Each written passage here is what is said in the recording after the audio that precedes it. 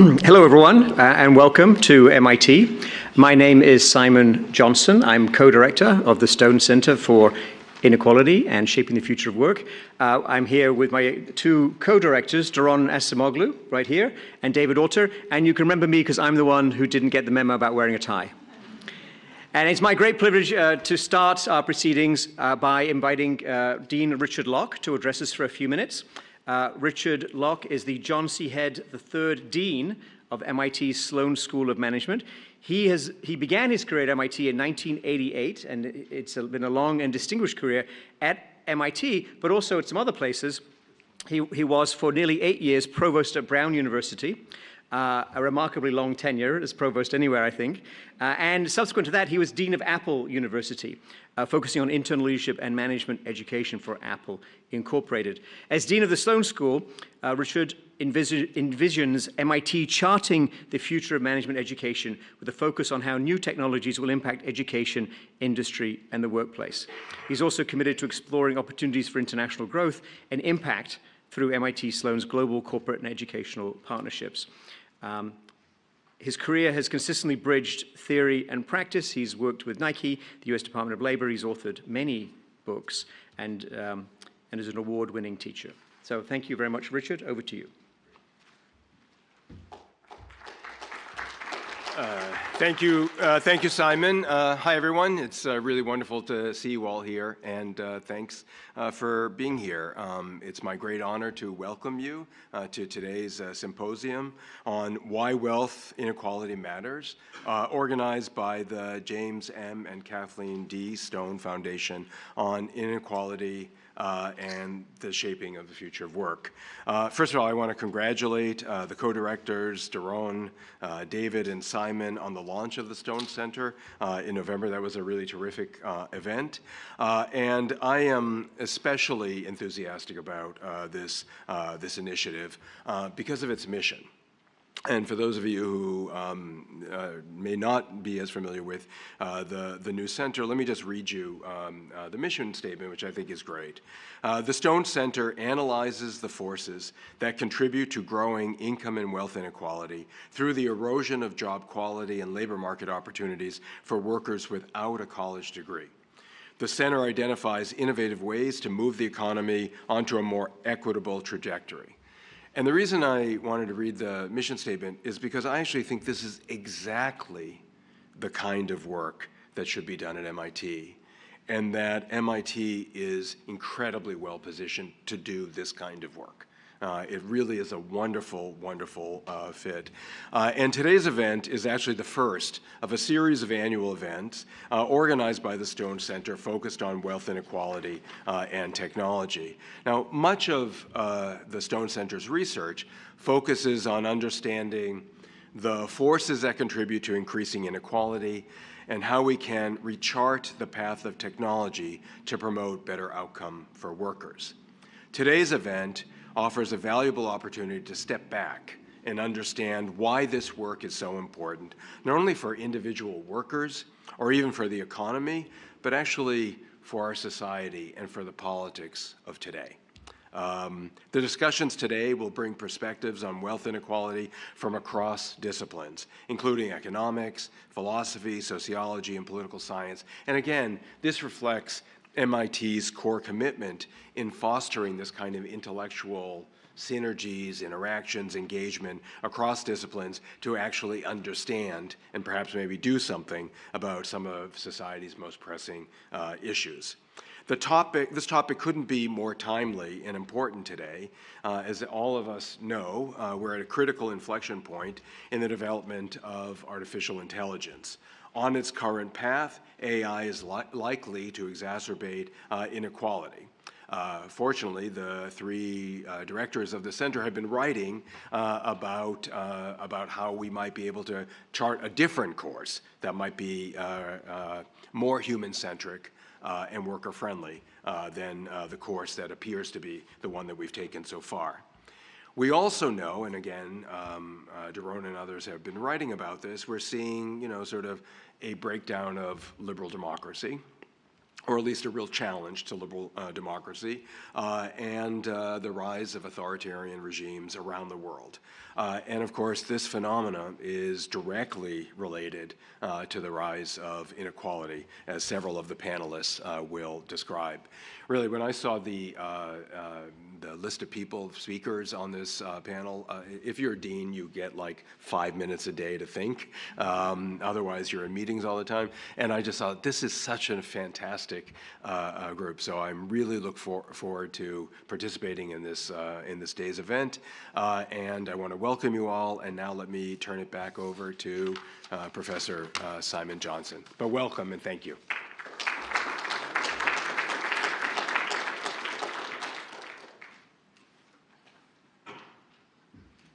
Thank you very much, Richard, for those kind words. So the format of this afternoon is we have 3 separate panels. In each instance, the chair of the panel will be introduced by one of the co-directors, and then the chair of the panel will introduce the panelists. Now, two people participating in the first panel, Katrina and Helene, are not able to join us for weather-related reasons, but I believe that Katrina, yes, is here, and Helene is here also. You can see them on this screen here, and if for the first panel the weight of the room would like to shift in that direction, because that's the one place you can see them. So I will just introduce Katrina, and then Katrina will introduce the panelists. Katrina Forrester is a political theorist and historian of 20th century political thought. She is the John Loeb Associate Professor of the Social Sciences in the Department of Government and Committee on Social Studies at Harvard University. She's the author of a number of books that are highly relevant to our topic today, including In the Shadow of Justice, Post-War Liberalism and the Remaking of Political Philosophy. And she's currently at work on a book provisionally titled In and Against, Struggles Over the State in the Late 20th Century. Her research has been widely published, and she's also, if you don't want to read about political science, she's also written about Bob Dylan. So, Katrina, let me turn it over to you to introduce the panelists, please.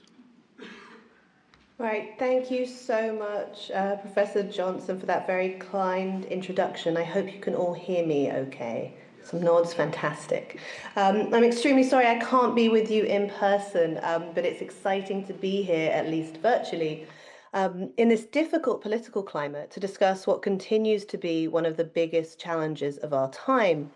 Wealth inequality has long been a concern for political philosophers, but today it takes new and extreme forms.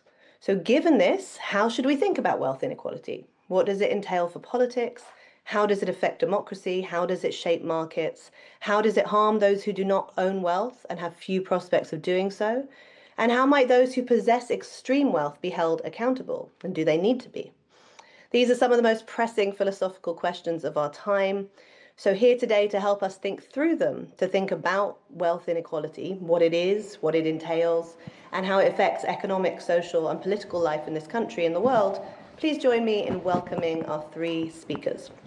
I'll introduce them now, and then each speaker will speak for 10 minutes before we begin discussion. So this is the order that they will speak. First, let's welcome Hélène Landemort, the Damon Wells 58 Professor of Political Science at Yale University, a faculty fellow at the Institute for Social and Policy Studies, and a distinguished researcher at the Institute for the Ethics of AI at Oxford University. Professor Landemort is the author of several books, including Democratic Reason, Open Democracy, and I think forthcoming Politics Without Politicians. Her work explores how political systems can better harness collective intelligence, inclusion, and deliberation. She has done work with governments, NGOs, and democratic reformers centrally in France, has written for publications including the Boston Review, the Washington Post, and Foreign Policy, and her work has been featured in many publications, among other outlets, a New Yorker profile. Now, next up will be Oren Cass. Cass is the founder and chief economist of American Compass, which he founded in 2020, and editor of The New Conservatives, Restoring America's Commitment to Family, Community, and Industry.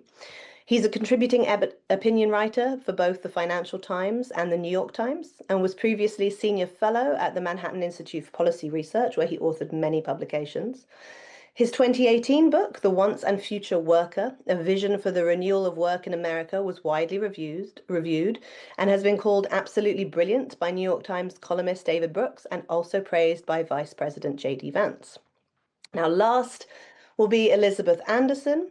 the John Dewey Distinguished University Professor of Philosophy and Women's and Gender Studies and Law at University of Michigan, Ann Arbor. She is the author of several important and influential books, including The Imperative of Integration, Private Government, and most recently, Hijacked, How Neoliberalism Turned the Work Ethic Against Workers and How Workers Can Take It Back. She has written extensively on topics that include egalitarianism, democratic theory and social epistemology, and the philosophy of work. And she has won fellowships from the ACLS and Guggenheim Foundations, has been elected to the American Academy of Arts and Sciences, the American Philosophical Society, and the British Academy.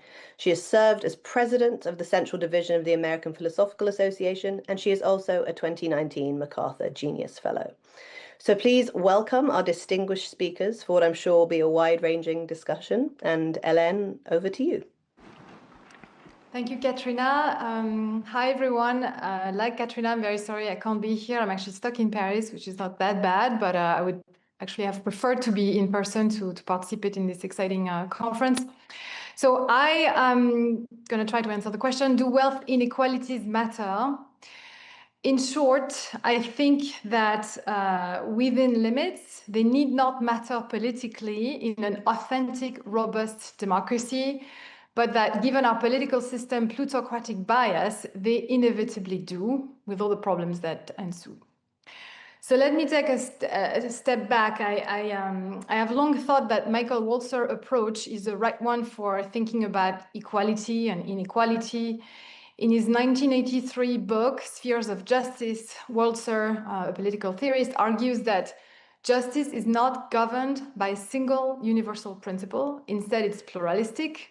Societies are made up of different spheres of social goods: money, political power, education, healthcare, honor, love, and each sphere has its own appropriate principles of distribution. So political power should be distributed democratically, according to voters' choice, jobs maybe by merit, welfare by need, money by market exchange, etc., etc. So the key ideal is what Walzer calls complex equality. A person's advantage in one sphere should not automatically give them advantage in others. People can be unequal in many ways, but not unequal in the same way across everything.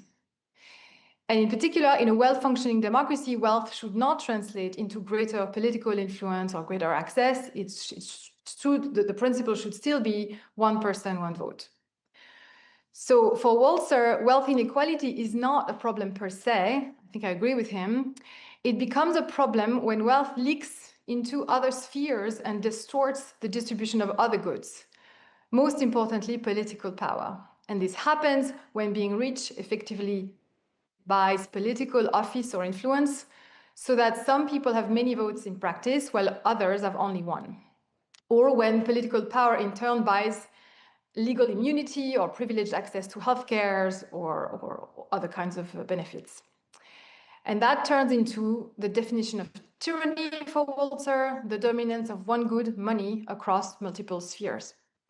I find this line of thinking very compelling, and I want here to extend it in an epistemic direction, so in the direction of the effects on our position qua knowers in the political system. Wealth inequalities could be acceptable if they did not lead to a distorted distribution of epistemic authority in the democratic order.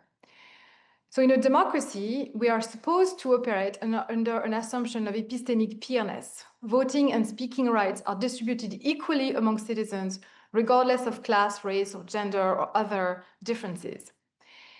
It turns out that this assumption is made most explicit in the philosophy of ancient Athenian democracy. Consider this passage from Plato's Protagoras, where Socrates, the philosopher, explains to the sophist why politics does not seem like something that can be taught. He remarks on the practices of ancient Athens, and he says, when the question is an affair of state, then everybody is free to have a say: carpenter, tinker, cobbler, sailor, passenger, rich and poor, high and low. Anyone who likes gets up, and no one reproaches him, as they tend to do when it's a matter of technical expertise, like the building of a ship. So being rich does not give you an advantage, no more than technical expertise does. Anyone can speak on matters of the common good, and this assumption is the foundation of Athenian democracy. It's echoed through Athenian democratic ideology, for example, in Pericles' funeral oration as well, where the idea is that poverty is no obstacle to holding political office. Compare this with modern democracies, where poor people often cannot dream of being elected to power and frequently do not even vote. So what is the harm when we start questioning the assumption that the opinion of the poor is worth as much as the opinion of the wealthy? Well, extreme wealth inequality skews who gets heard, whose experiences count as evidence, and which problems are recognized as real and worth addressing. And this produces what Miranda Fricker calls epistemic injustice. Some groups are systematically disbelieved or ignored, and the result is policy failure as a form of knowledge failure. When decision makers live in radically different material worlds than the rest of us, they misunderstand how policies work in practice. They rely on abstractions and models instead of lived experience. They mistake privilege for normality. Wealth inequality thus creates informational blind spots. It's not necessarily bad intentions or power grabs, but truly bad understanding, bad epistemics. Clear example for me that I borrow from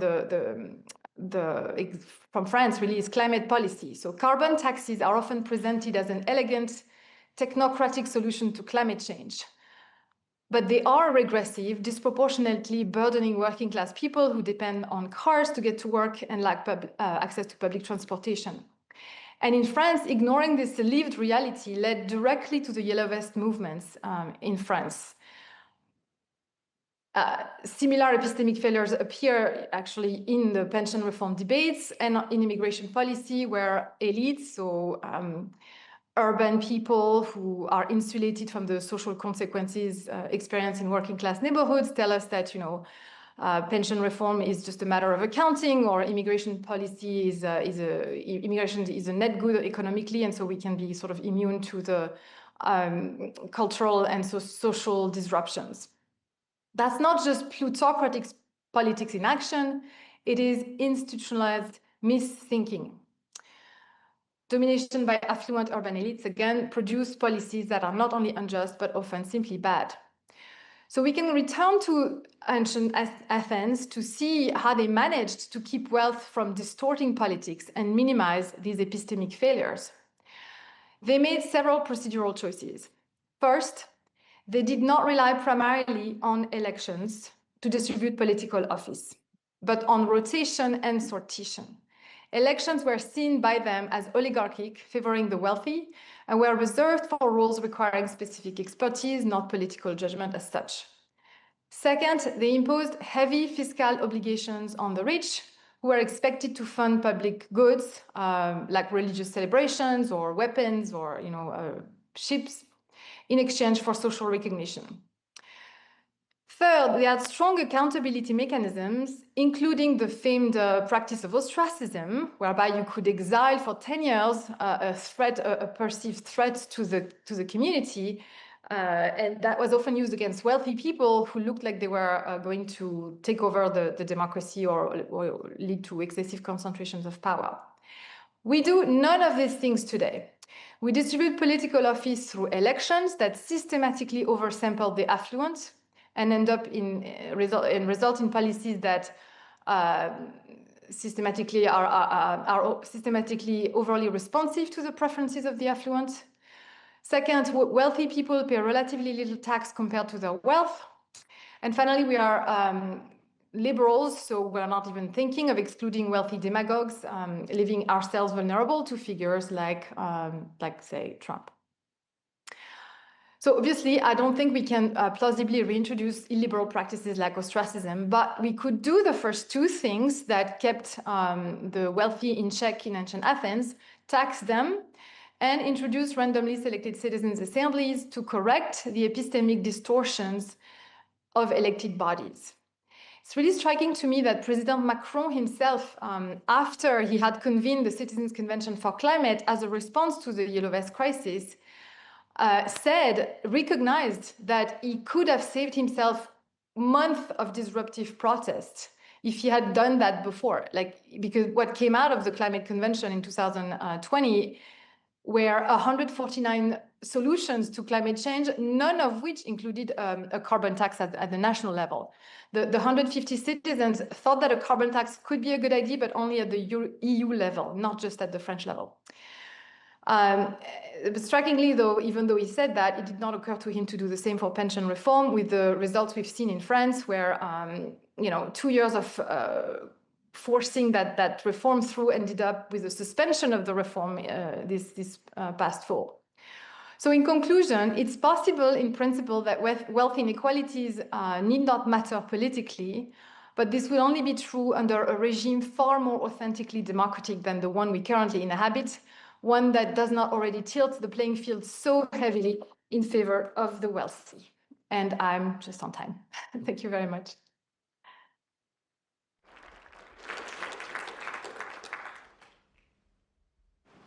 Over to Oren. Thank you, Ede. All right, back over here.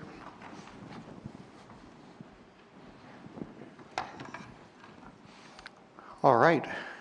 Well, thank you for inviting me. I am, for the most part, a fairly harsh critic of what is going on in economics, but have tremendous admiration for the work that Duran and Simon and David are doing. And so was delighted to be able to be here speaking with all of you, particularly as someone who is neither a political philosopher or even necessarily much of an economist.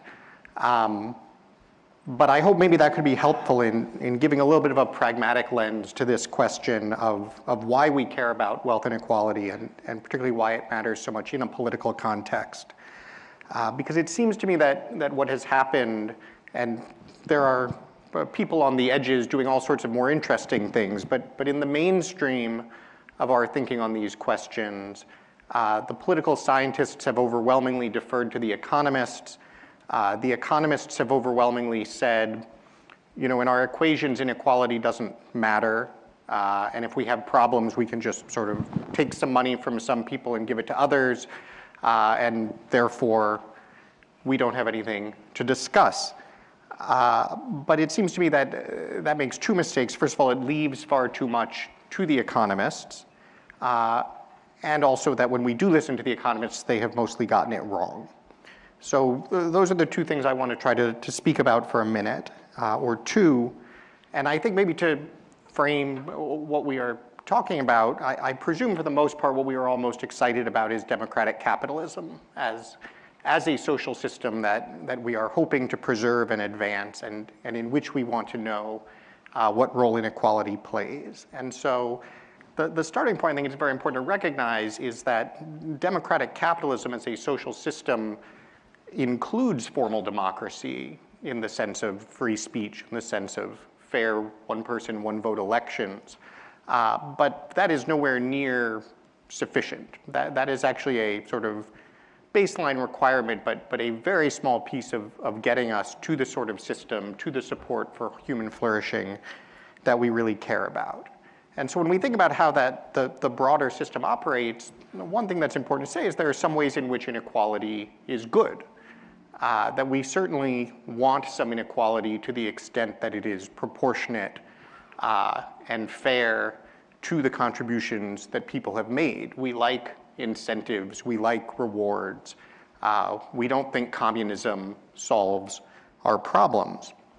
There are also ways in which concentrations of capital are very economically beneficial and quite important actually to advancing progress.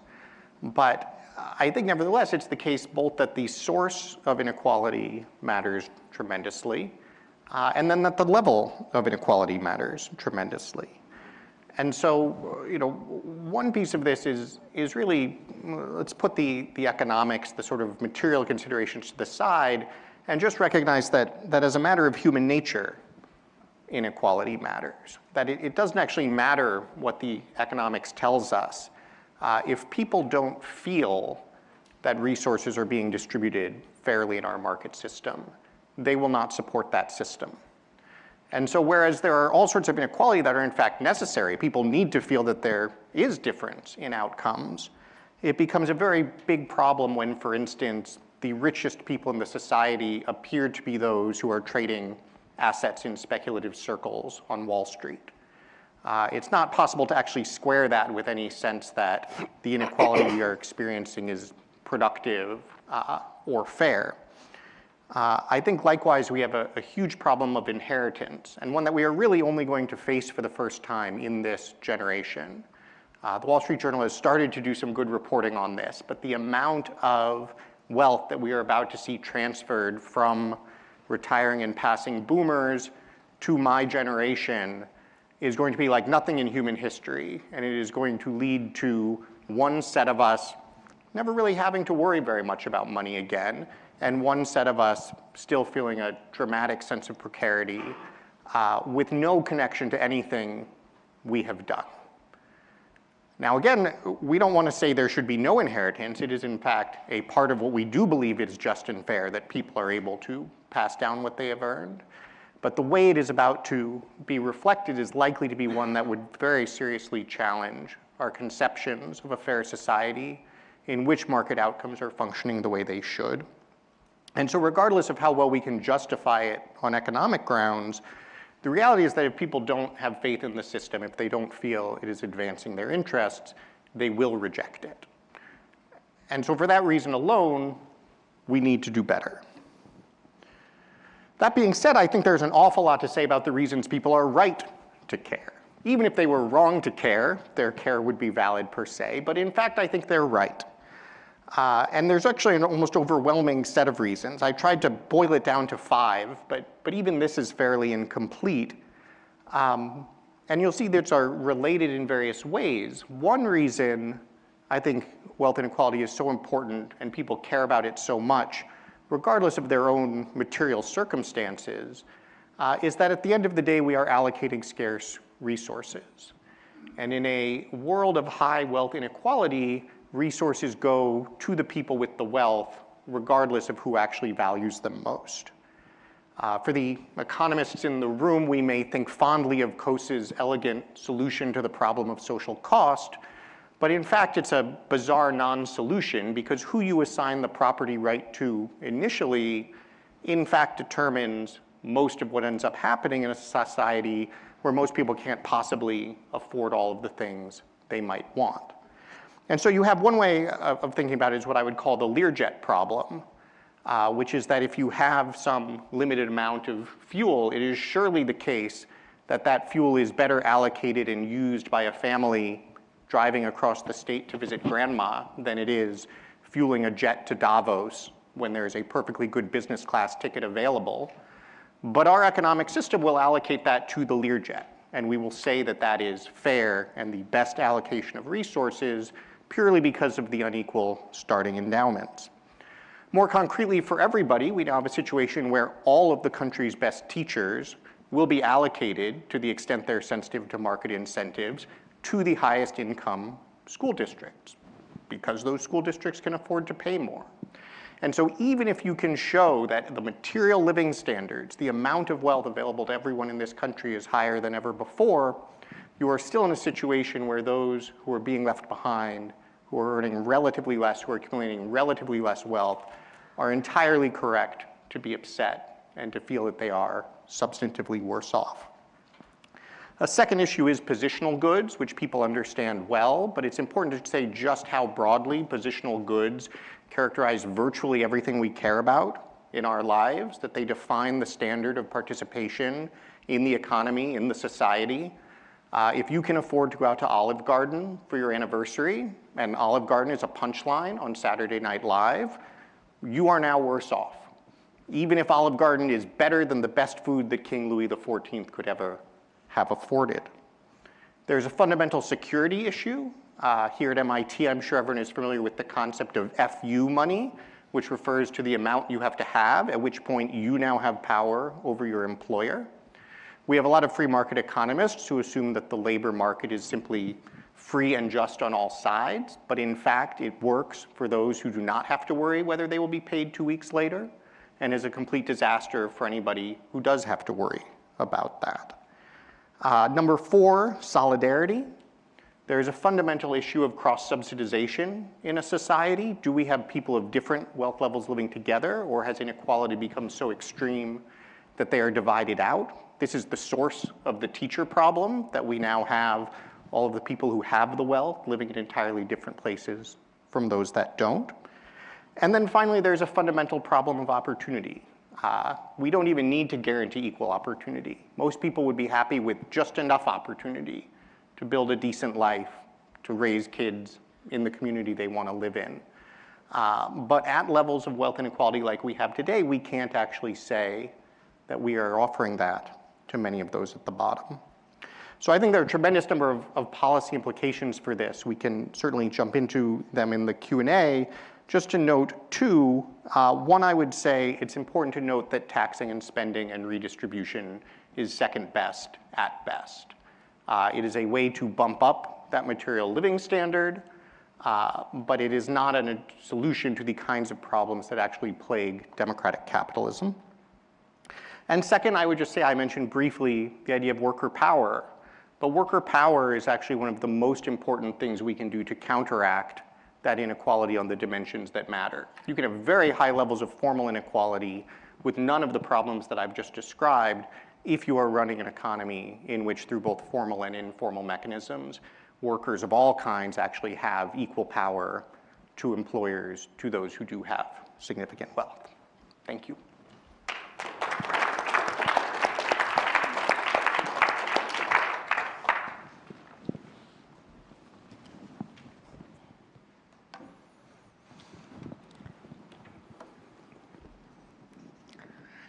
It's a really great pleasure to address you today, and I really appreciate being invited.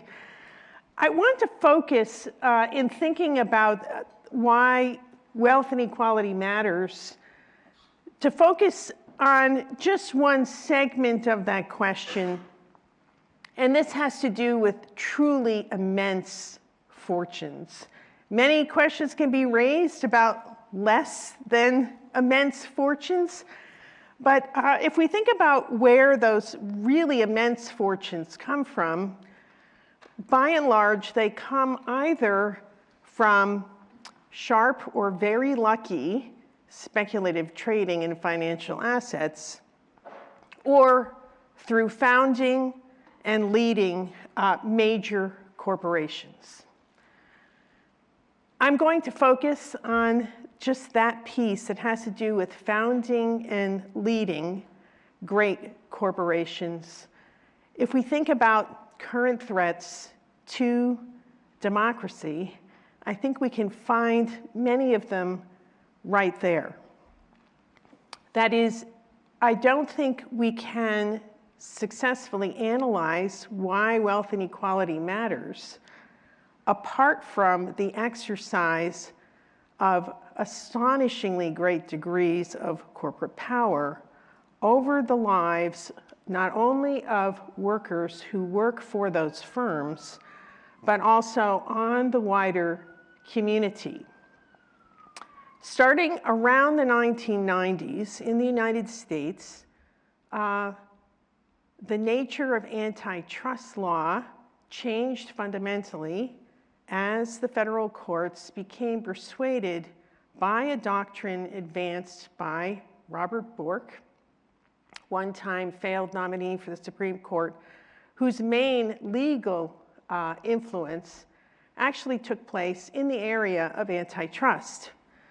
Essentially, what Bork argued was that antitrust has solely to do with consumer interests. It doesn't have to do with workers' interests or the interests of communities or maybe a general democratic interest in preventing corporate power from overwhelming public authorities, democratic authorities.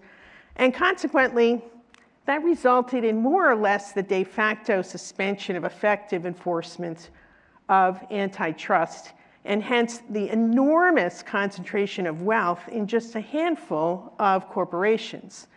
So today, the big 7 tech corporations in America account for an immense percentage of the total stock value in the United States.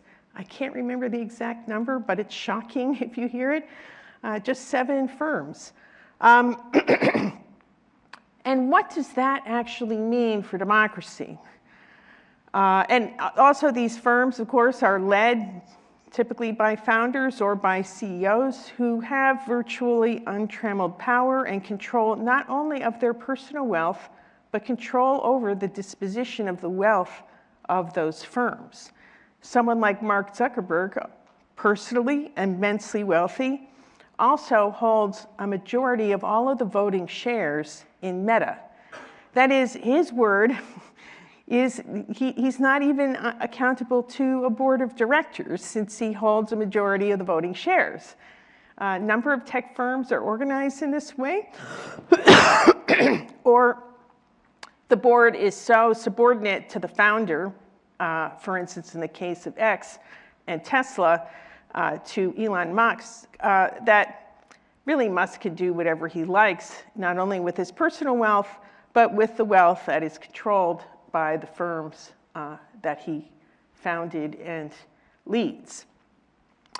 Some implications, I think, follow from this immense concentrated wealth and power in a handful of firms. Number one, de facto independence, unaccountability to the rule of law.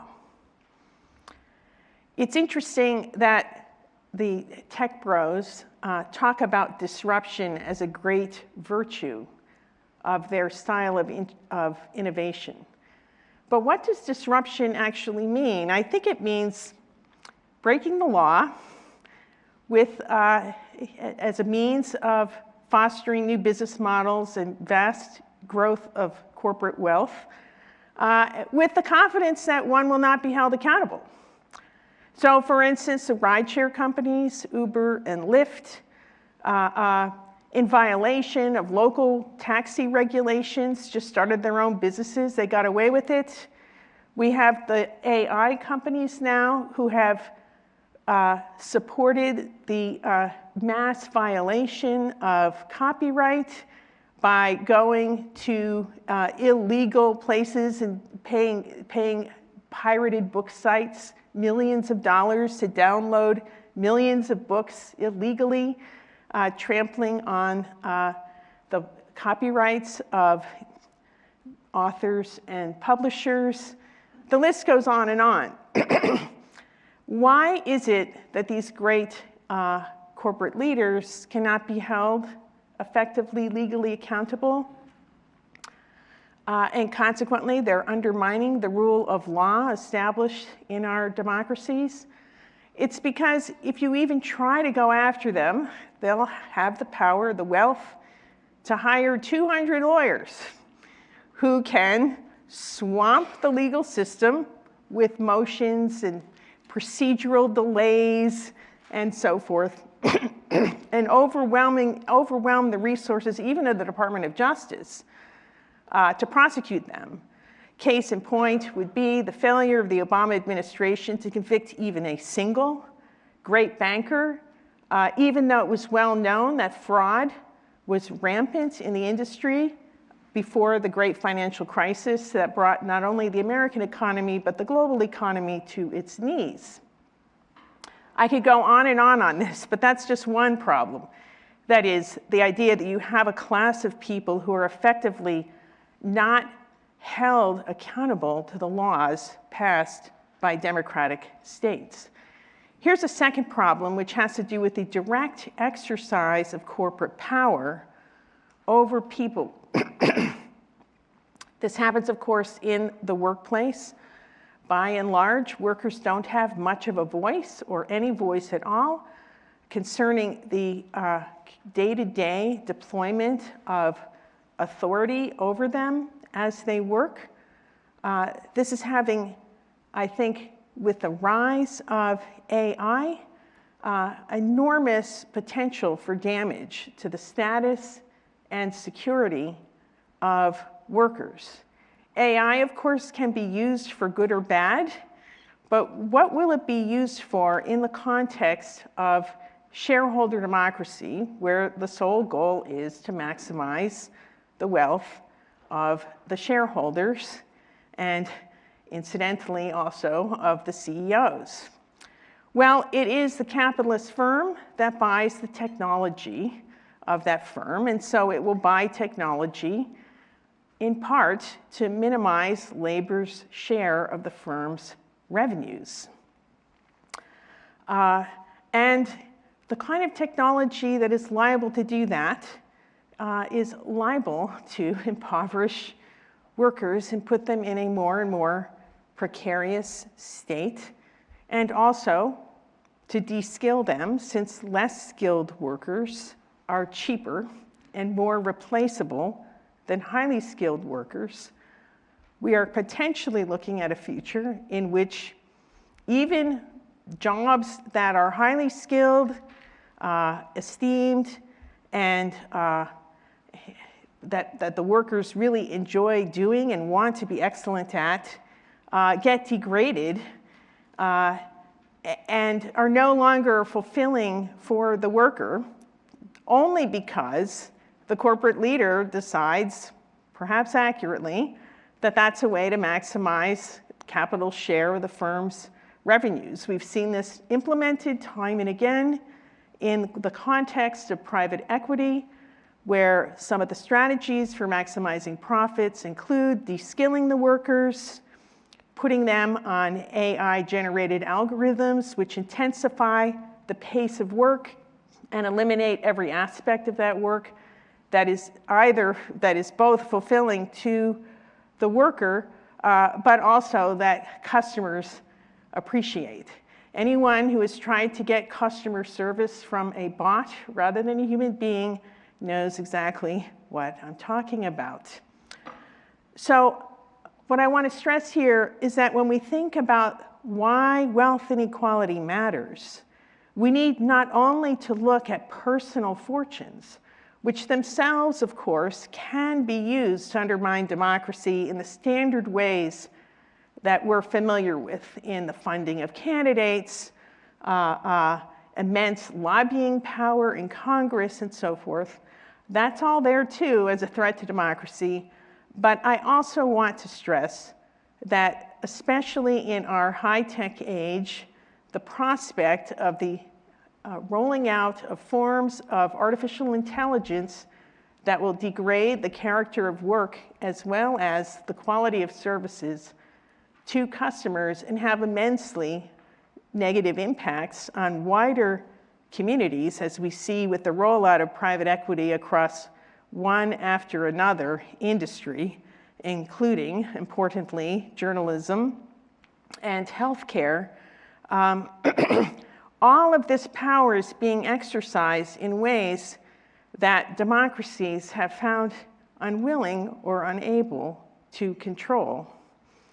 Who controls that power and those decisions is the heads of corporations that themselves have immense power due to the concentration of corporate wealth in a few unaccountable corporations. Thank you.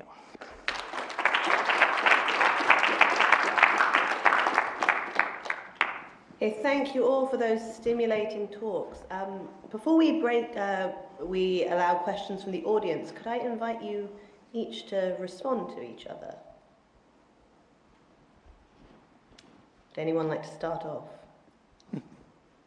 Well, I'll say something. I think, Elizabeth's comments raised, in my mind, a point that I'd wanted to emphasize, which is I do think there's a huge difference between thinking about wealth inequality in terms of what the very wealthiest people have versus thinking about wealth inequality in terms of what the sort of upper class mass controls.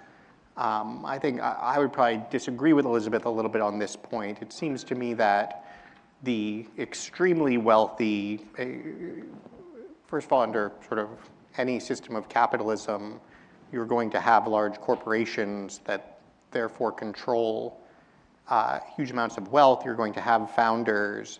And there are actually a lot of plausible ways that a democratic system can check those and does effectively check those.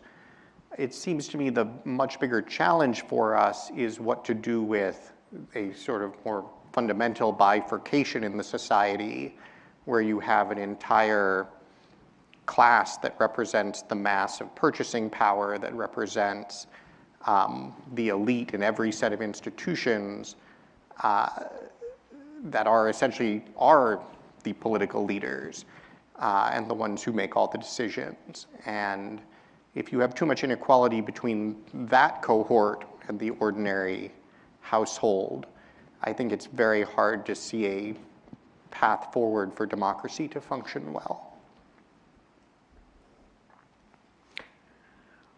Well, I just want to say that there is a problem with the top 10%, and I'm not neglecting that. The top 10% do have overweening power, in part because of their wealth, but I think there's a separate, and I think in many ways more urgent problem with the top maybe 1,000th of 1% who have spectacular amounts of power that is effectively unchecked by any democratic means.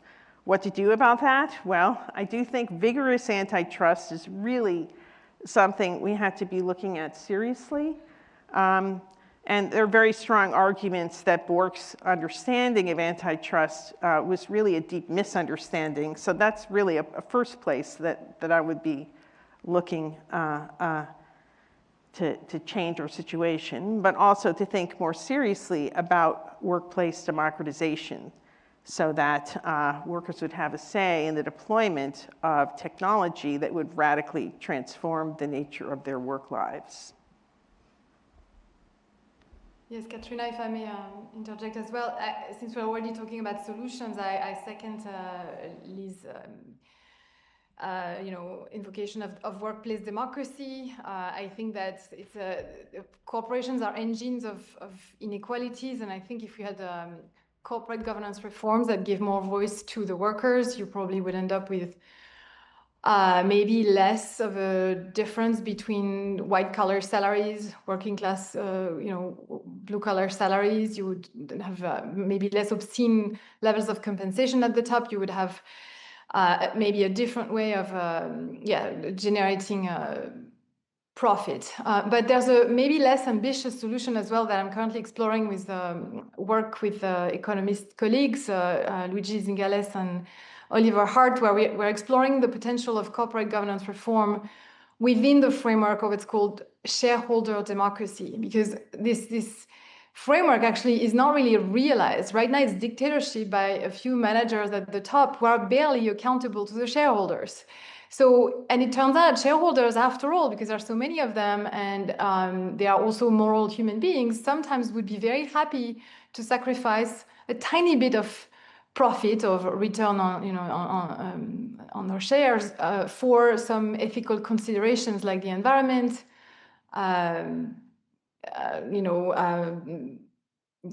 animal suffering, stuff like that. But they're never asked, and they're never asked because it's actually technically complicated. So you have methods like pass-through voting, but there's so much rational apathy that it's not very informative. But you could also import the concept of citizens' assemblies, which I've briefly touched on during my presentation, to the world of shareholder democracy. And that's what we're trying to push forward. The concept of investor assemblies, right? Where you would have representatives of the shareholders chosen not by election because of the oligarchic bias and all the problems linked to rational apathy in elections, but on the basis of one lottery ticket, one share. But then that, of course, introducing a slight problem, which is there because the framework is shareholder democracy. You consider that the morally relevant units are the shares. So in the end, you also overrepresent the wealthy investors. But it's been an interesting disagreement to have with my economist co-author about how do we introduce representation of shareholders qua human beings with a full range of preferences that sometimes go against pure value maximization and the fact that we're constrained by this framework. So it's very interesting, and I feel like it's one of those things. If we can't go to workplace democracy right away, let's at least explore corporate governance reform that constrain the managers, because they, of course, they not just in corporations, but in investment funds like Vanguard, BlackRock, State Street, they are moving money around with zero accountability. I mean, and sometimes because of the uncertainty associated with our decisions, they smuggle in a lot of political preferences that are not those of the shareholders they claim to represent. They tend to skew much more right-wing, actually. So when they say they maximize shareholder value, oftentimes they're not doing that. They're just smuggling their political preferences. So I think there's a whole area ripe for exploration with this idea of investor assemblies and trying to make the concept of shareholder democracy a lot more meaningful than it currently is.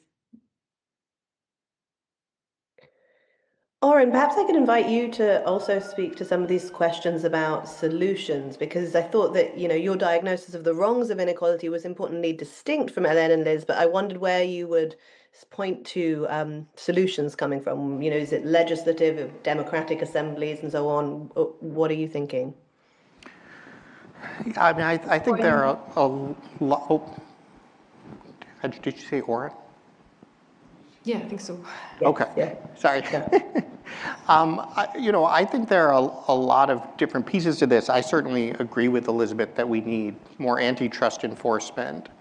But I think that the fundamental question comes down to the structure of our economy and the framework in which people are able to accrue wealth. I think the basic model that works most effectively for democratic capitalism is when you have essentially a mutual dependence, where if you want to accrue a lot of wealth, if you want to generate a lot of profit, you actually have to do that by using the other people who are around you in the same communities as you. And so I think, this is a place where globalization has proved to be a real problem. Globalization has worked extraordinarily well if the goal is to maximize the quantity of stuff that we can all consume, but it has meant releasing the fundamental connection between the people who are wielding all of the capital and generating the profit and the fortunes of a typical worker. I think you have a parallel problem if you pursue an immigration system that says if you can't find an American to do the job, you are entitled to have someone else do it. I think the phrase jobs Americans won't do is actually something of a canary in the coal mine for a dangerously unequal system and conception of how our system should operate. And then I think, as several of us have mentioned, I do think the financialization of the economy is a real problem in and of itself. I think we've accepted a model in which we're supposed to believe that whoever is generating profit must be doing something valuable, and increasingly people are finding ways to generate a lot of profit while doing nothing of value. And I think we need to have a lot more confidence in our ability to notice that when you're issuing a crypto coin or starting a high-frequency trading hedge fund or doing a massive leveraged buyout, and say, actually, that's not what financial markets are for. That's not why we run a financial system in the first place. And we're not really interested in that as an activity that is a path to significant wealth. Liz, would you like to come in on that question of value, since I know you have thought very deeply about these questions? Yes, so I'm largely in agreement with Oren on the minimal value creation of an awful lot of financial trading and business schemes. And it's a genuine question about how immense fortunes can be acquired in this way. And I just want to point out one aspect of why that's so. And it has to do with the fact that the central banks and the federal government of the United States and of other major states have effectively franchised the ability to create money out of thin air. That's what a national bank is. you have $10 on deposit and you get to loan out $100. Where did that $90 come from? Out of thin air. Okay, private banks have the ability to do that, and consequently, they have the ability to engage in various kinds of financial engineering, creating new types of assets and so forth, derivatives upon derivatives upon derivatives, as a means by which they can capture a greater and greater percentage of the money that they're creating out of thin air, thereby servicing speculation rather than the real economy, where people need loans to buy cars and houses or found small businesses and so forth. We could change those rules to ensure that more of money creation is dedicated to the real economy rather than to financial engineering for the sake of speculative profits. And I think we ought to do that. I wanted to add something to Helen's point about experimentation with even the shareholder model of corporate governance. I agree entirely that there isn't really shareholder democracy with one share, one vote. Shareholders are by and large sidelined even from corporate governance. And I really just want to put in strong advocacy for the idea of experimentation with various democratic forms across all domains of the economy. So 2 cheers for you, 3 cheers for you, Ellen, for thinking about that as one domain in which we could test things out and see whether we get better results. Thank you, Liz. And since I'm here, I'll just plug the fact that we're looking for funding for an investor assembly with Vanguard, BlackRock, State Street, anyone who wants to support an experiment with 150 randomly selected shareholders, putting forward some ethical guidelines about investment strategies. We're looking for support. So. Right, fantastic. Could I invite the audience to line up at the mics for Q&A as well, please? I won't be able to see you, but someone else will. I'll help with that part, Katrina. So the mics are here. If you just stand up, come to one of the microphones. This is because the event is obviously being recorded, and we'd like to make sure we capture your voice correctly. Okay, we have about 10 people. No, we have nobody yet at the microphones. My co-directors who never, ever get a word in edgeways. But I think David, you rose to your seat momentarily faster than Duran. It was split second. First time in history. Yes, first time in history. So David or Ter will go first, then Duran. Great, thank you. This is terrific. So I guess, whether or not one agrees with what's said here, it's very difficult to answer the question of how we make any progress on this, right? If you think about our current taxation system, many people think it's becoming more regressive, less regressive, whatever. I think we have we talk about a tax and transfer system, but we just have a transfer system without a tax system, right? All the transfers are being made from future generations into the present, right? And so, in fact, the state has gotten more generous. The amount of subsidy given to middle and lower income households has been rising over time. We just haven't been taxed anyone to pay for it. And so everything that would be constructive in terms of wealth taxation, in terms of more progressive taxation, in terms of reduction or broadening of the tax base, not happening. Like really, and very unpopular. Inheritance taxation is more unpopular now than it was decades ago, even though so few people would be affected by it. So I guess my question is, are there any practical ways we can get a toehold on this? Where do we see examples of policies that somehow get support and make even modest incremental progress on this? And just noting finally that many countries that have implemented wealth taxes have subsequently removed them. Well, I'll say something about this, which is I think you're exactly right about the problem of funding all of this redistribution just from the future. It's a terrible form of redistribution. I think we need probably to raise more tax revenue just to stop that. But we are never going to address any of the problems that we're discussing here through taxation. Not even wealth taxation?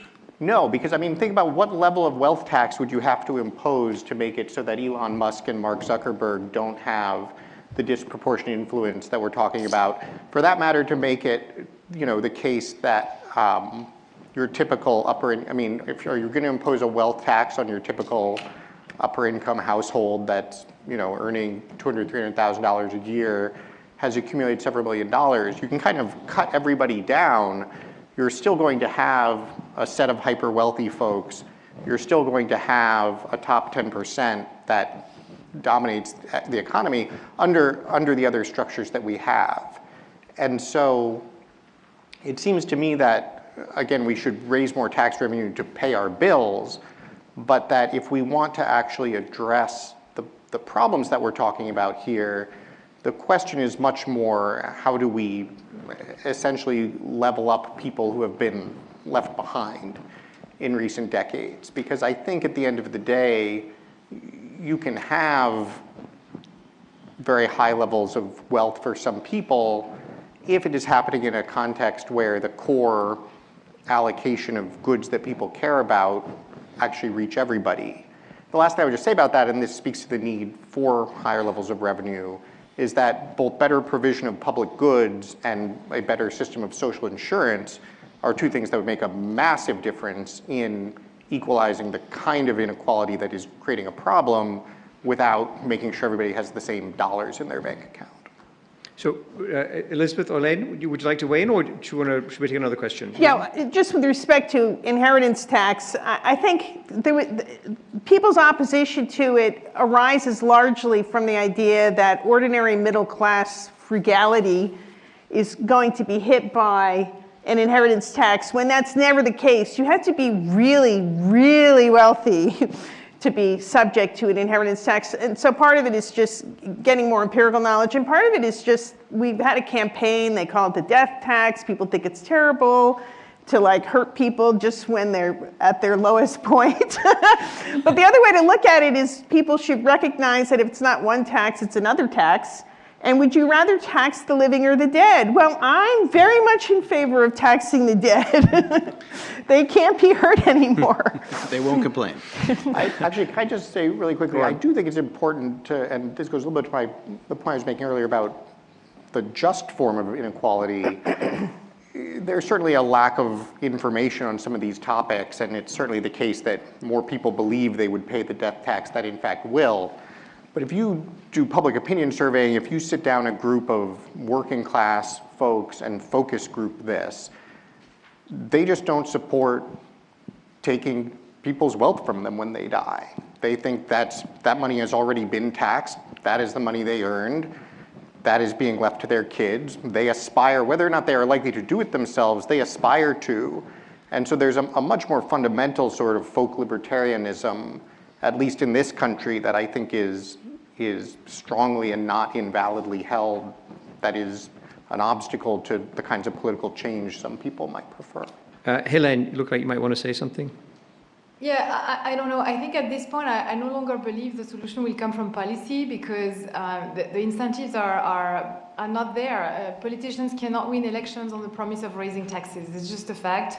So it's not happening. They can't cut pension either. They're kind of stuck. So I think I believe that it will have to come from some more institutional reforms, constitutional reforms that empower citizens' assemblies, for example, to think really hard about these long-term issues and sever the incentive of re-election. Because with that incentive, you never get the amount of taxes you need. You never get the sort of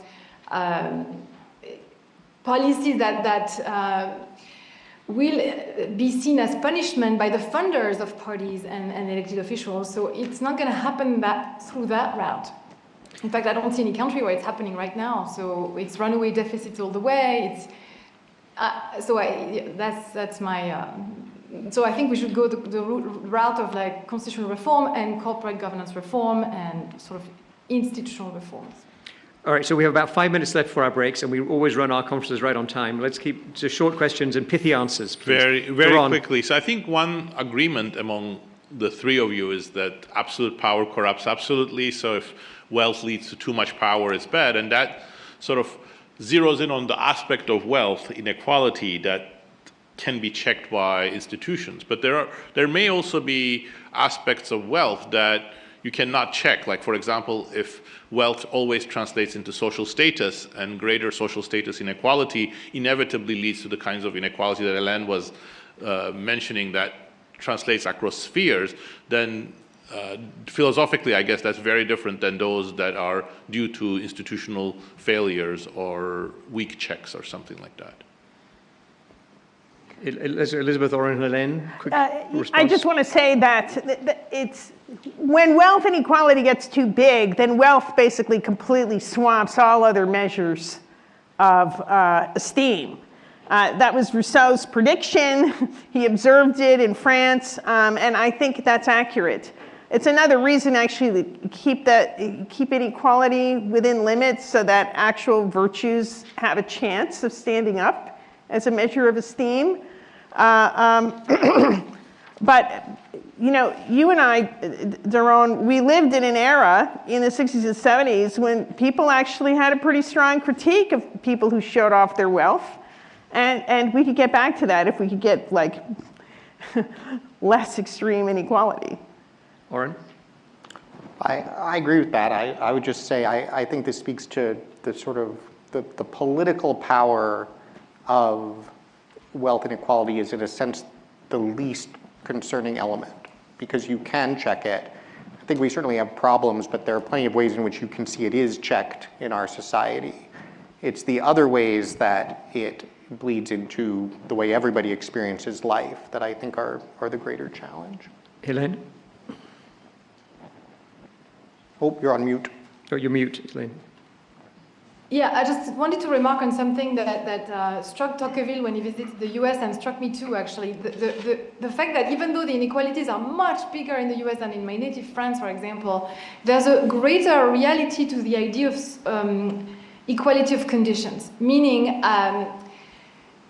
just to caricature, you have a sense in the US still, despite all the, you know, despite the last 20, 30 years, I still feel like a billionaire can talk to a cleaning lady as an equal. I mean, it may be a little extreme as an example, but that's not the case in European countries like the UK, like France. Like the layers of hierarchy, the monarchical aristocratic legacies are very strong. And so that was the beauty of the American model, that you could be very wealthy and still treat people and be treated by other people as somewhat of a social equal. And I worry that we're going to lose that eventually, but I feel like at the societal level it's still there. And so it's not as pessimistic in a way. So we have two questions to be posed, 2 minutes to go. Let's put both questions together and then go through the panelists, and maybe Katrina can have the last word. Anna Stansbury? Thank you. Yeah, this follows actually very well from Liz's comment on Rousseau. We've talked a lot about policy weapons or tools in this battle. I'm interested in the role of public shame. I'm curious why our moral vernacular around inequality seems to have kind of shrunk to the lowest common denominator, not out in this room, our in this society, sort of some kind of language around fairness. Even 30 years ago in the UK, where I'm from, there were massive protests around CEO pay, going up to £475,000. You know, what happened to public shame? What other tools should we bring it back? Oh, and sorry, I'm going to add to that. It worked extremely dramatically in the Me Too movement recently. So it's not a failure of shame itself to work in our system, but on this topic specifically. And last question, introduce yourself, please. Hi, I'm Shaked. I'm a PhD student. I wonder if you think that we can justify these concerns even just on pure Econ 101 grounds without needing to invoke concepts like power or democracy. I don't know if you guys have seen the TV show Succession, but I think you can read it as an argument that concentrations of wealth in individuals will lead those individuals rationally to use that wealth in ways that are personally self-aggrandizing rather than maybe the economic surplus maximizing ways even that shareholders would choose to use that wealth. So I wonder if that's even a more parsimonious or more basic argument to be concerned about wealth inequality. All right, so let's go Hélène, Oren, Elizabeth, and then Katrina. Hélène? Yeah, I'm going to take the question about shame. I wonder about that too. Why is that completely not operational anymore? I think it's about ideology. Since basically the 80s, we've replaced the ideology of, I think, which was still somewhat there, of noblesse oblige, of, good capitalism versus bad capitalism, with the blanket statement of greed is good, The interest of General Motors is the interest of the US, a very crude reduction of the purpose of a corporation to profit maximization, which historically is a misunderstanding. It was supposed to be the channeling of private interest in the service of some public good. So I think it's ideology. Power has, I always say that, but it's true, like power has three faces. It's a sort of a dogma in political science, the agenda setting, the decision making, and the ideology. And we probably underestimate the power of ideology, and we need to change that. First of all, by changing what's being taught in economic departments and in business schools. That's where all these sort of background assumptions and beliefs are entrenched, and then they replicate. They're like genes. They just replicate in the system, and they do a lot of damage. Oren? I love the shame question. I'm waiting for an essay to come out that I've been working on this so that I could plug it to you, but we'll have to wait longer. I think it's a fascinating question because you do have a situation where there is so much concentrated wealth in just totally inexcusable contexts. And what you tend to see instead is the protesting, the Occupy Wall Street framing. If you think about how Elizabeth Warren or other real critics, they focus on the sort of edge cases. It's like the looting, it's this bankruptcy. These are the things that we should be upset about, instead of just saying, like, this whole thing is an absurd grift. Like, most people working and earning large amounts of money in financial markets, like, ask them what they actually do and explain why it is that this creates value for anybody else in the world. It becomes incoherent very quickly. The problem is that we now have an entirely entangled elite in which those people are best friends with everybody, including Elizabeth Warren and the people in the media and so forth, all of whom then fund wonderful buildings like this one. And so there is no incentive for anybody who actually has any influence to say, it's not even that you're hurting someone in particular, it's that this is just stupid and ridiculous. And so it would be very nice if we had that, but I think it's a fascinating social challenge. And just quickly, I completely agree on the Econ 101 point. I think the challenge is just, in Econ 101 terms, you're identifying market failures. There are lots of market failures out there that don't then implicate the health of democracy. And so the question is, what is it about this market failure that is more substantial to the well-being of the political system? Elizabeth? Yeah, I'd just like to make a call for the fact that if you look in the history of economics, we have one of the greatest economists of all time, Adam Smith, who in his theory of moral sentiments pointed out that when you have extreme class inequality, the super rich can even parade their vices and make them fashionable. And people, because we seems a flaw and a bias in our human psychology, the tendency to worship the rich and the powerful.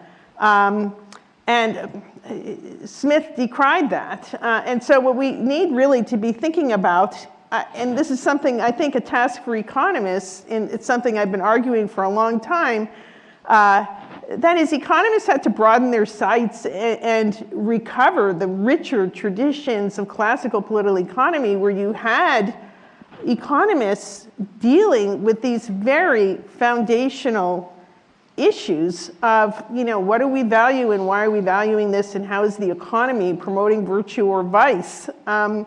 That's what they were talking about in the 18th and 19th centuries, and economists should actually be moving in that direction and recovering some of those moral resources of their predecessors. And Katrina, you have the final word. Well, we're very much at time, so I won't say anything except thank you to all of you, especially the speakers, for that very stimulating session. And I'm sorry I'm not there in person standing where Simon is, but have a lovely coffee break. So we have a 15-minute break now. Thank you very much, everyone. Thank you.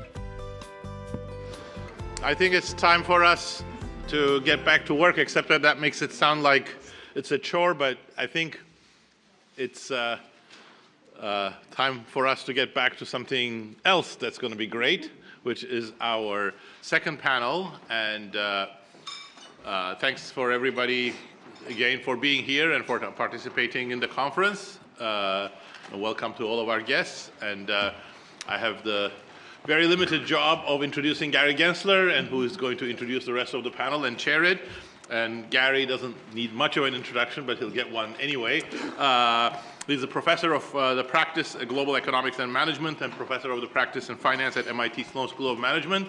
Before then, he had not one, but several very successful careers as chair of the Securities and Exchange Commission, and then before that, Securities chair of the Commodities and Futures Trading Commission, and undersecretary and then assistant secretary of the Treasury. And that's after a very, very successful career at Goldman Sachs. So now, what's going to be fourth career? I don't know, but we'll see. But perhaps chairing this wonderful panel. Thanks, Gary. Thank you. This mic's working. I'm going to just do it from the chair here. Thank you, Daron, David, and Simon for inviting me to do this. I just wanted, before we introduce this great panel, do a shout out for Jim Stone. No, really, Jim, that you set up this center with Daron, David, and Simon and collaborated with MIT. Jim and I, just as background, have known each other because he was the second Senate-confirmed chair of the Commodity Futures Trading Commission. There was an acting chair, I think, in the middle there for Jimmy Carter. You look so young, Jim.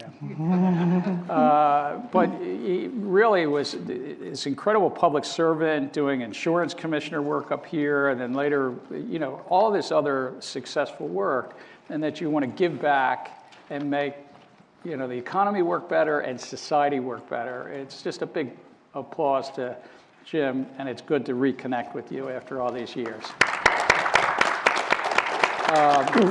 But I've got the duty of introducing this incredible panel and then try to get out of the way and then moderate a little bit. And, you know, we're going to do it from in order of the speakers, not by the alphabetical order of the list here, but Wojciech Kupchak, at Columbia University is remarkable.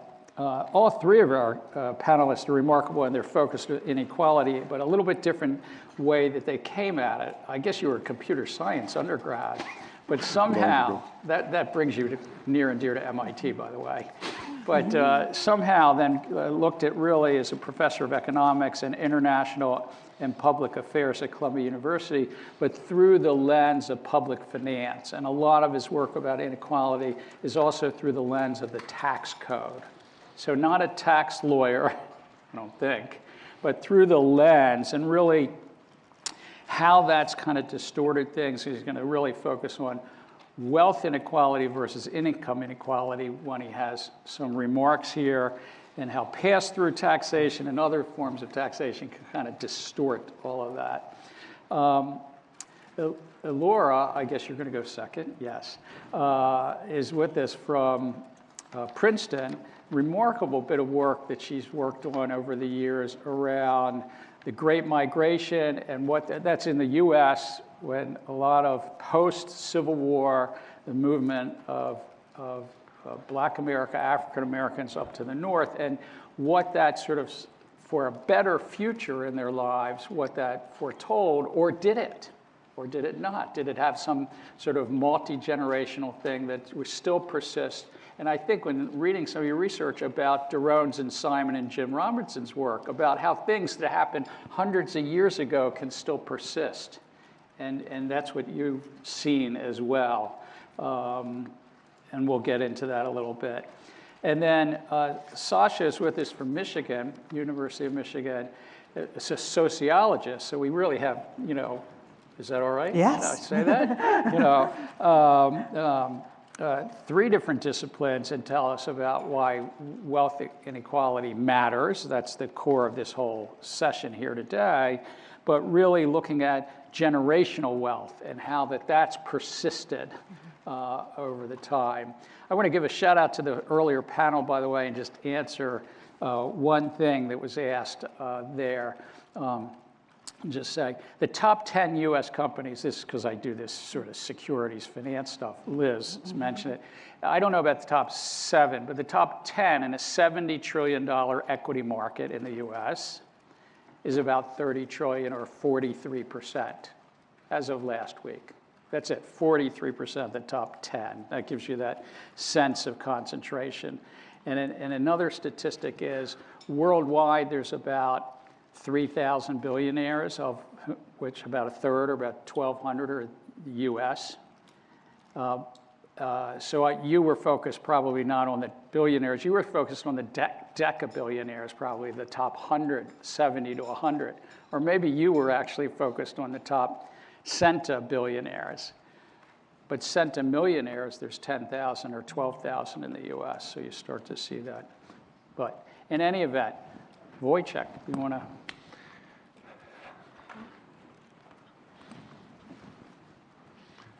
All right, so I'm going to talk about, I have 7 minutes, so I'm not going to talk about taxation, and I'm going to talk very little about the very top of the distribution. But what I'm going to talk about is basically what type of inequality we are measuring, and what it means, and what should we be kind of, or why are we interested in it. And in particular, this is the session on wealth inequality, and I mean, this is not the only way of thinking about inequality. And it's not necessarily the easiest way of thinking about inequality. So why do we care about wealth inequality? I think there are 2 main reasons. So one is that it's potentially a metric for disparities. And that's kind of broadly speaking, that's not just about the very top, it's sort of just in general in the distribution. How wealth is distributed is potentially telling us something about disparities in the society. And another one is externalities. The fact that wealth is concentrated, or like various aspects of wealth distribution may have implications beyond just how they affect that particular person, but they have kind of societal impacts or impacts on other people. So I'm going to punt for the moment about externalities. Other panels were about externalities. So I think they are important, and we can come back to it in the discussion if there is a purpose. But I'm going to mostly talk about wealth as kind of metric for disparities. And wealth is a very complicated metric for disparities. So if I think about inequality and kind of how well off people are, like my first way of thinking about this is to think about what are their lifetime resources. However you define it, it could be like earnings over the lifetime. It probably includes transfers from their parents. So that's kind of something that describes the potential for your consumption and well-being over your lifetime. Now, wealth, as measured at any particular point in time, is not that. It's related, but it's really not that thing. Because at any particular point in time, you're not seeing all of the resources that people will have access in their lifetime. And because wealth is a decision. Wealth follows, to a large extent, from decisions about how much to save and how much to consume and when to save and when to consume. So it's kind of this complicated outcome of a lot of different things that's evolving, over the lifetime of a person and varies depending on like circumstances and the types of institutions and environment that you are dealing with.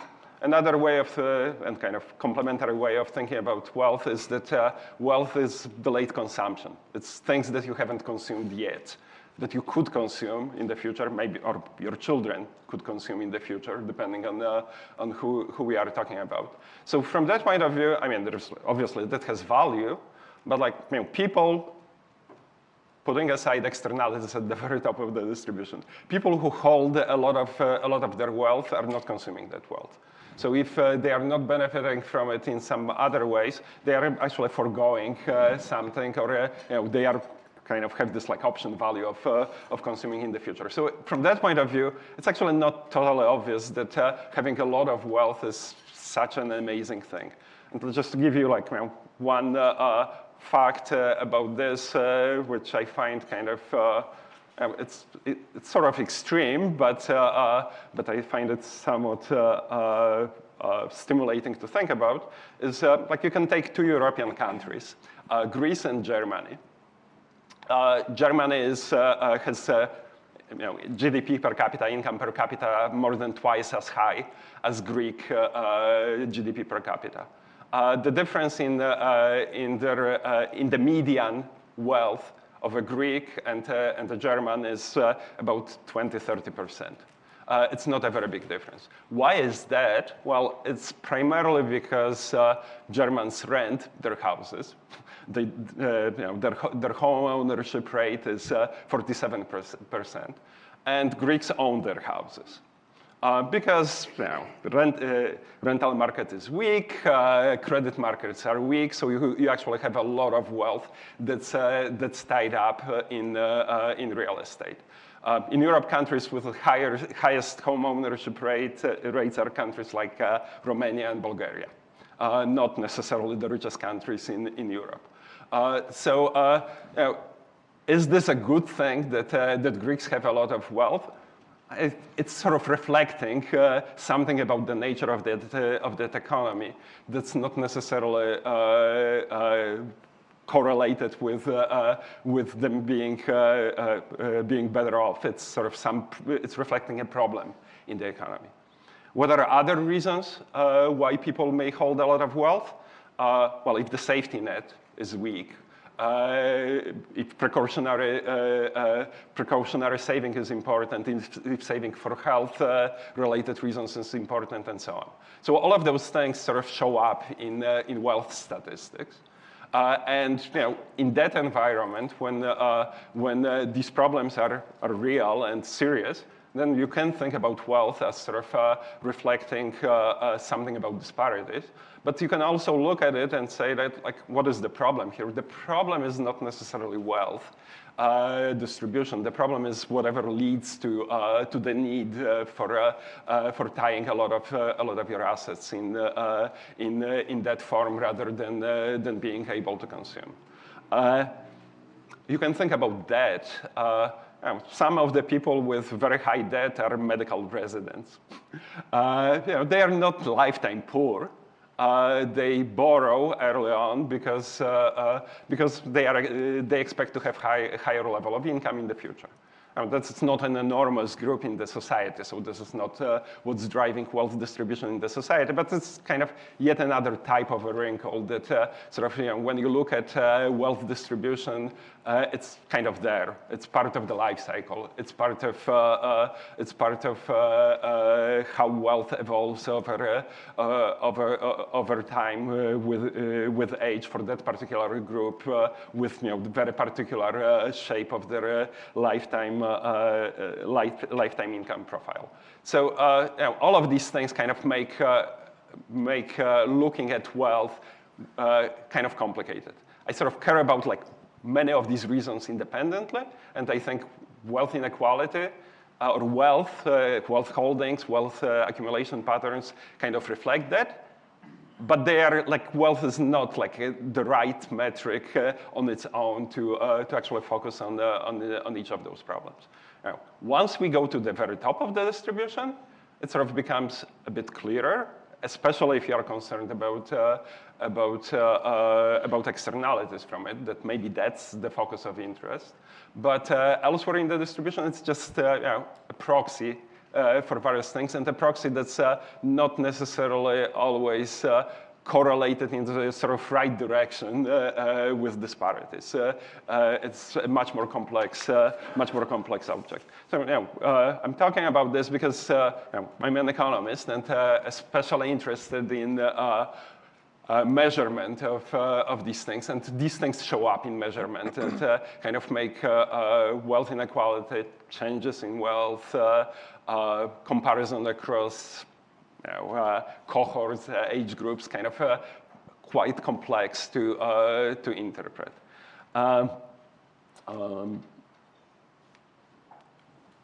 One other aspect that I kind of briefly alluded to, but haven't really discussed yet, is inheritances. That kind of breaks a bit the logic of what I was talking about, in the sense that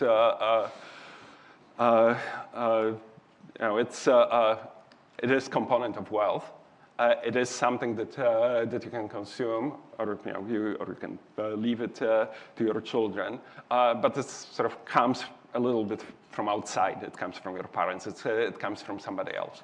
So this kind of life cycle perspective, when a person kind of allocates resources over the lifetime, that's not exactly the right thing in the world where there is a lot of inheritances. And what that relates to, and I think is another word that economists sometimes use, is equality of opportunities, which to me is really the sort of primary reason to be interested in inequality. I'm care less about equality of or inequality of outcomes.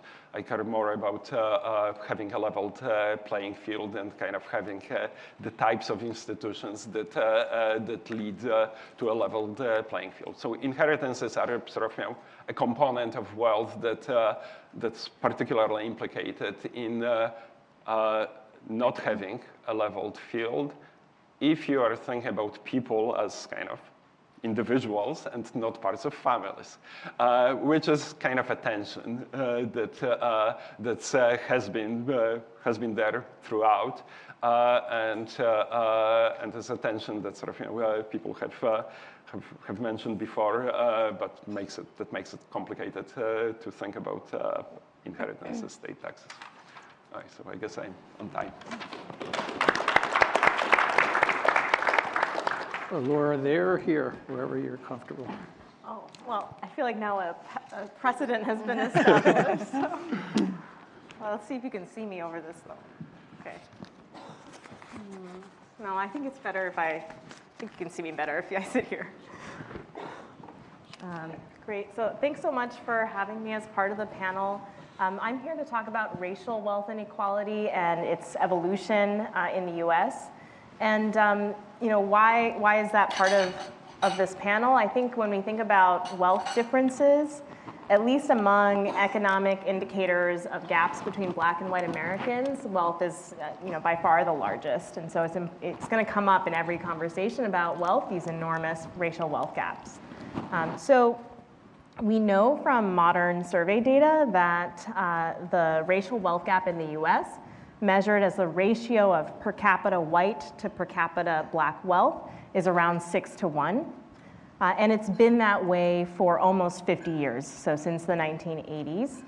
And what that means is that the average Black American holds just about 17 cents for every dollar of white wealth. Now, you can actually, and this is what a team of collaborators and I have done, put together historical data to look at this gap further back in time. And you can do that using census data, using historical surveys, and actually tax reports, because it turns out US states used to levy taxes on wealth until the 1930s, general wealth, not just real estate. And what that historical series will tell you is actually that this 6-to-1 number has been around with us since the 1950s, actually. So a full, generation plus earlier. And surprisingly, the biggest drop in the racial wealth gap was in the first few decades after emancipation. So it fell from, on the eve of the Civil War, from 60-to-1, so Black Americans holding just 2 cents for every dollar of white wealth, to around 20-to-1, or 5 cents on the dollar after the Civil War. And then, gradually kind of hit that 7-to-1 or 6-to-1 number by the mid-20th century. So what that looks like is this kind of hockey stick shape of convergence, where we sort of stagnated now. We're kind of in some kind of steady state. And that, big drop after emancipation, can be attributed to Black Americans accumulating wealth for the first time. Since before the Civil War, 90% of Black Americans were enslaved as property themselves. They were legally barred from accumulating property. So why are we in this kind of hockey stick pattern of convergence?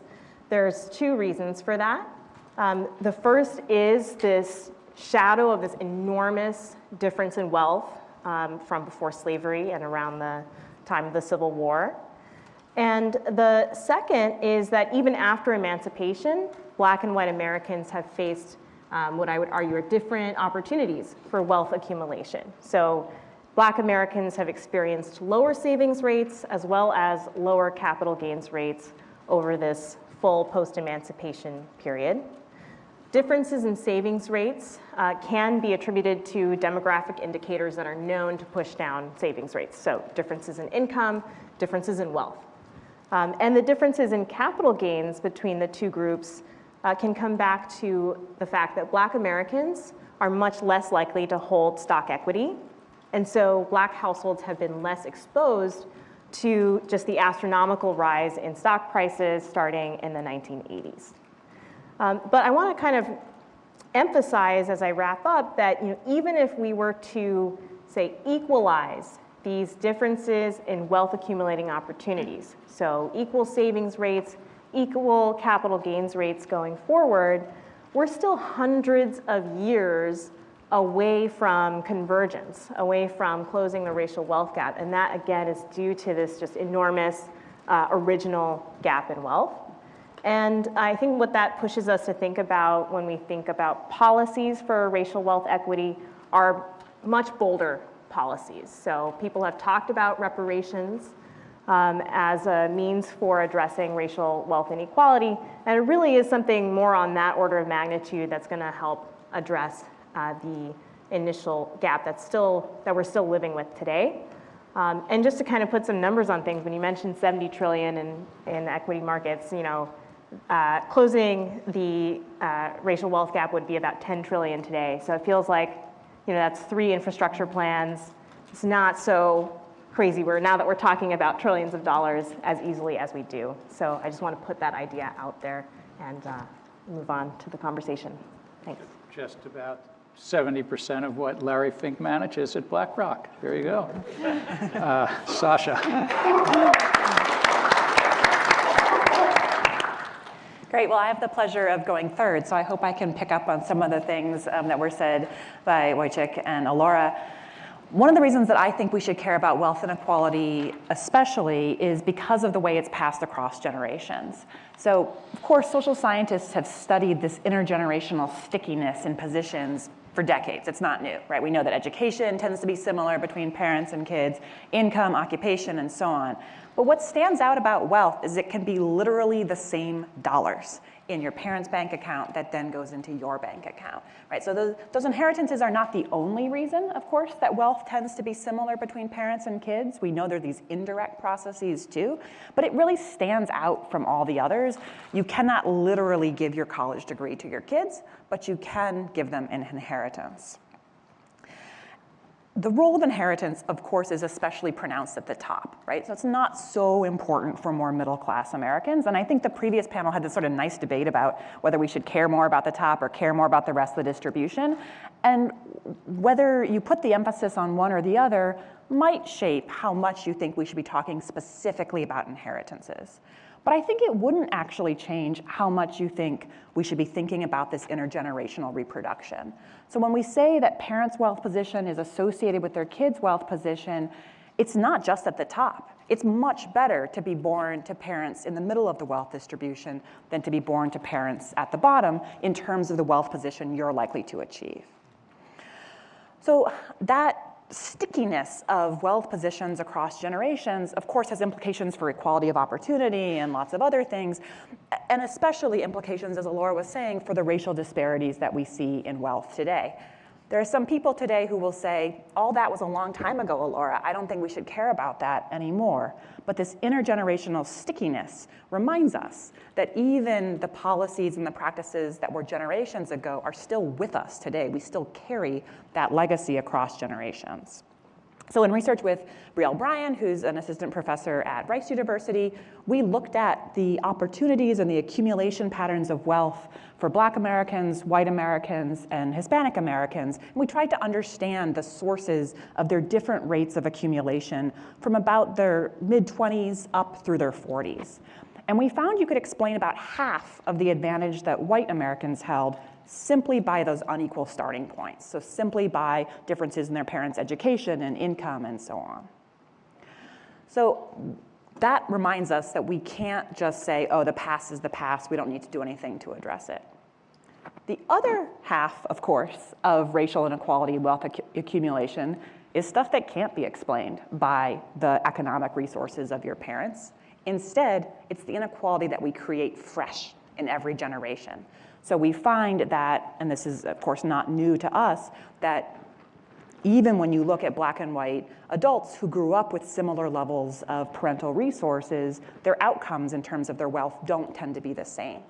And in particular, disparities in education, disparities in income, differences in home ownership, and differences in how much wealth you get when you become a homeowner, those things can really explain that fresh generation of inequality.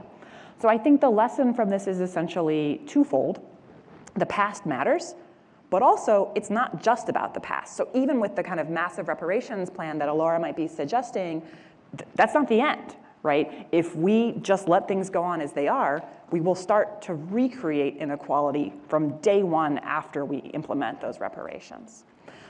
So those are the two things that I take away from that. And I'll just close by saying another reason I think it's really important to look at wealth inequality particularly, even though it's an imperfect measure for all the reasons Wojciech said, is it's also a place where I think inequality by race, but also in other dimensions, is really calcified, it really crystallizes together. So the inequality that we see in housing markets, in labor markets, in the criminal justice system, in education, those things all tend to point together to produce these inequalities in wealth. So rather than taking all those social institutions kind of one at a time, I think it's a place where we can see their cumulative effect. Thanks. Thank you, Sasha, of course, Laura and Wojciech. And I love this because we're actually having a conversation about the economics. I'm not putting aside, and Daron just walked, oh, there's Daron. We'll get to the authoritarian panel in about 45 minutes and why wealth matters for political economy. But this is answering the question of the student. I think it was a student who talked about Econ 101, why it matters, each of you. I was just kind of curious, and Wojciech, because you raised it, and my first question for you. So when you think about inequality, this conference is about wealth, but I sense that you're saying, let's not leave out wage or income inequality. Now, do you rank order them, or can you, if you say they're 100% of one interconnected thing, but which one would you put as more important? I mean, descriptively, obviously, I mean, like these are different pieces of the puzzle, and you want to know something about them, like each of them. If I'm thinking about like broadly describing inequality within the society, some measure of, let's call it permanent income or something like this, except maybe for the very top. I think is probably the type of thing that I would be, if I had to pick one, I would pick that one. For the middle, and for maybe even the upper 99%. middle, for 90+% of the population, you'd say it's more about income. Uber rich, it's about the wealth. Well, especially because measuring income at the very top becomes complex too. And what is income at the very top? Like, we think about appreciation, you think about people who have a lot of debt. So like there are a lot of like various other things that to consider. So thinking about income at the very top, like you can do that, but it's not straightforward to measure that. So wealth becomes kind of an interesting, visible, relatively easy to measure, especially in the US, metric for that. And Laura, I'm wondering, you had that ratio of 1 to 7 or 1 to 6, that's on the wealth side. The income is not no longer 6 times. It's separated, but it's not. Do you rank order which is more dominant and more relevant in your field? Well, I think they capture different things. And so the income gap is more like on the order of 67 cents on the dollar. 6 or 7%. 67 cents on the dollar. 67 cents. Yeah, yeah. And I like the way Sasha put it, that the wealth inequality gives us sort of a summary measure. One of the things Wojciech talked about is that wealth is trying to capture what you're going to consume over your lifetime, but I actually think wealth differences also tell us about the history, right? Because wealth is passed down generation to generation. So we get this kind of summary measure of the extent of inequality between Black and white Americans when we look at this average wealth measure, even if, of course, that's not describing the distribution, and wealth is very unequally distributed in both populations, among Black Americans and white Americans. But, as a sense of, what does this kind of population historically, multi-generationally have access to, especially given that networks are so segregated as well, that wealth gap measure really kind of tells us. Now, in the context of something like reparations, I don't design policy, but, one could talk about how would you design that so that it's robust to sort of, opening up gaps immediately after, but perhaps even more importantly, how it's distributed across the population, or, where is the redistribution within Black Americans, for example. And Sasha, you're a sociologist, you study these things. I grew up around the Wall Street, that which Liz and Oren were bashing earlier a little bit. So I didn't take it personally, though. But I recall, and I'm looking for your advice here, but I recall I'm in the Clinton administration. It's the late 1990s, and there's a surplus. The U.S. government, I know it's hard to believe, was running a surplus, and it was sort of like what to do with that. There was whether tax reform, and one thing people were looking at about is raising the limit that you could leave intergenerationally, the estate tax limit, which, believe it or not, was $625,000 then. Now it's $15 million per person, or $30 million a couple. But it was $625,000, and the Clinton White House was thinking, we could support maybe going up a little bit from that number, or not. And there was a check with the Congressional Black Caucus. These are the members of the House of Representatives and the Senate. And they were all for raising the limit, which at first struck some of us as, that's interesting. We didn't, that it was broad-based, that people wanted that limit. What does that tell us about, Well, I'm certainly not an expert on that, but I do think that... and those were low numbers at sure. 625,000. As Laura said, the racial disparities in wealth are extraordinary. They're extreme. But there is a group of middle-class Black Americans, and of course, to take away the opportunity to pass on your advantage to your children at a moment where we have maybe some of the first decades of Black Americans who have that opportunity, you can imagine that that doesn't feel quite right either. So, for example, you may have seen an article in the New York Times as colleges were wrestling with whether to allow legacy admissions. Right, and to say we have some of the first Black graduates of the University of Virginia, for example, and that's not right, not the first, but a larger share of Black graduates stopping legacy admissions right at the moment that it might have also benefited larger numbers of Black Americans, maybe doesn't feel like quite the right thing. And we're talking on this panel more about the whole curve, and the earlier panel was talking about the tippy top of the wealth curve. Which do you think matters more to the economy? We'll let Daron talk about political economy later, but to the economy, is it? That's for me? Yeah. Shoot. So I think they both matter in just in very different ways, right? I know that's sort of an easy answer, but of course, in terms of political capture and the kinds of control that the previous panel was talking about, the top end matters enormously. For the day-to-day experiences of ordinary Americans, the more relevant question is, are you at the 20th percentile, or are you at the 50th percentile, or are you at the 70th percentile? And I think, as Oren was saying, those are quite different experiences in the United States. So that is not to say that people's ordinary lives aren't also affected by the political regime they live in and so forth, but I'm not going to pick between the two of them. So you're saying they both matter? Absolutely, yeah, of course. Laura, you have a view on this?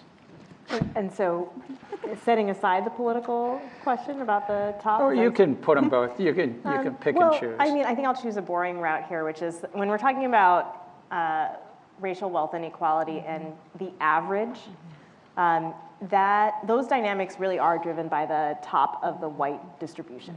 So, stock equity holding is very concentrated in the white population as well, and this fact that the capital gains rate differences have been magnifying over the years, over the last several decades, that has to do with the runaway top of the white distribution. But then if we turn our attention to the median, well, I don't know, what do people think? Is it bigger or smaller, the racial wealth gap at the median? Bigger? Let's see hands. Smaller? It's actually bigger. It's 10 to 1. So I get this comment a lot, like, oh, well, surely if you move further down in the distribution, you'll see more equality there, and the answer is no. And that comes back to the fact that the median Black household doesn't own their home, and that's the main form of wealth holding for most Americans. So I guess, I'm going to come back to the same point that Sasha landed at, which is that they both matter. You want to raise any points not raised, or do you want to go to the next question? I think what I would want to kind of stress here, obviously, various aspects of the distribution matter, but the U.S. is a rich country with a very rich upper middle class, and I think that matters a lot. If you think about wealth inequality, there is a bit contentious literature on measuring that.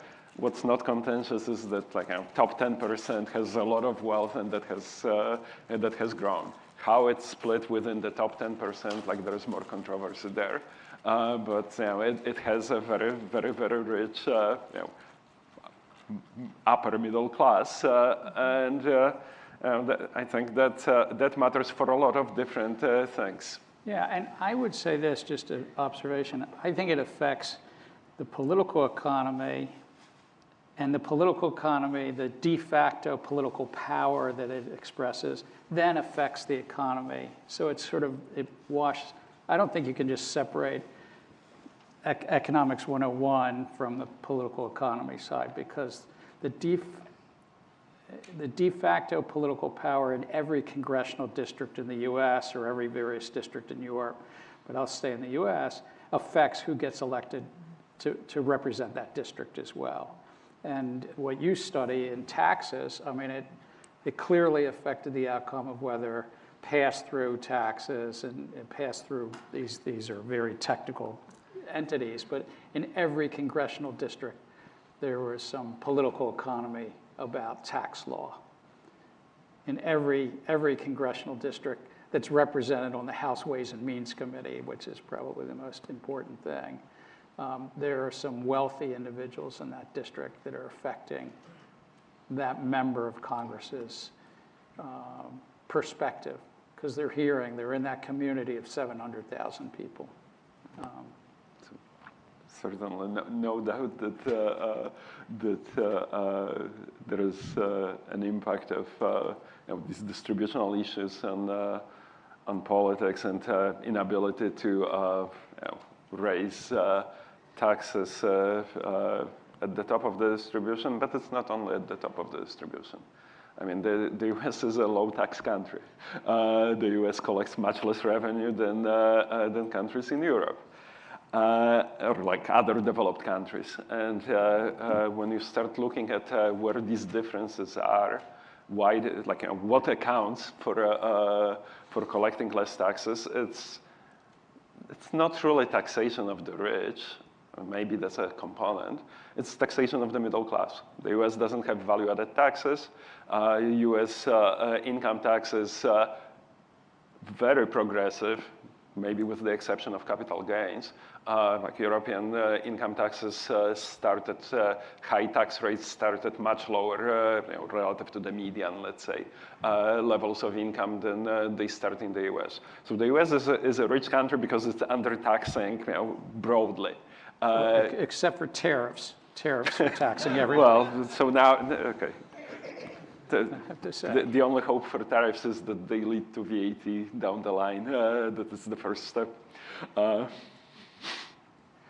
Before we have the audience participate with some questions, which we should do, I can't help but ask is technology, you've each studied it in a different way, and I'm not just talking about AI in the future, but how does technology fit in to each of your perspectives on inequality? And if I can start with Laura, because you've done a long history from the 1860s to now, and we've had the railroad, we've had electrification, we've had all the way to the AI.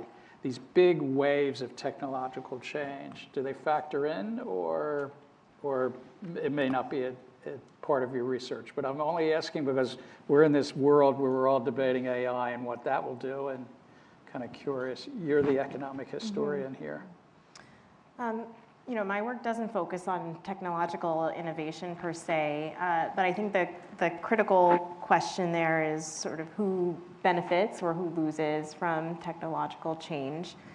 And that brings us kind of back to distributional questions. When, for example,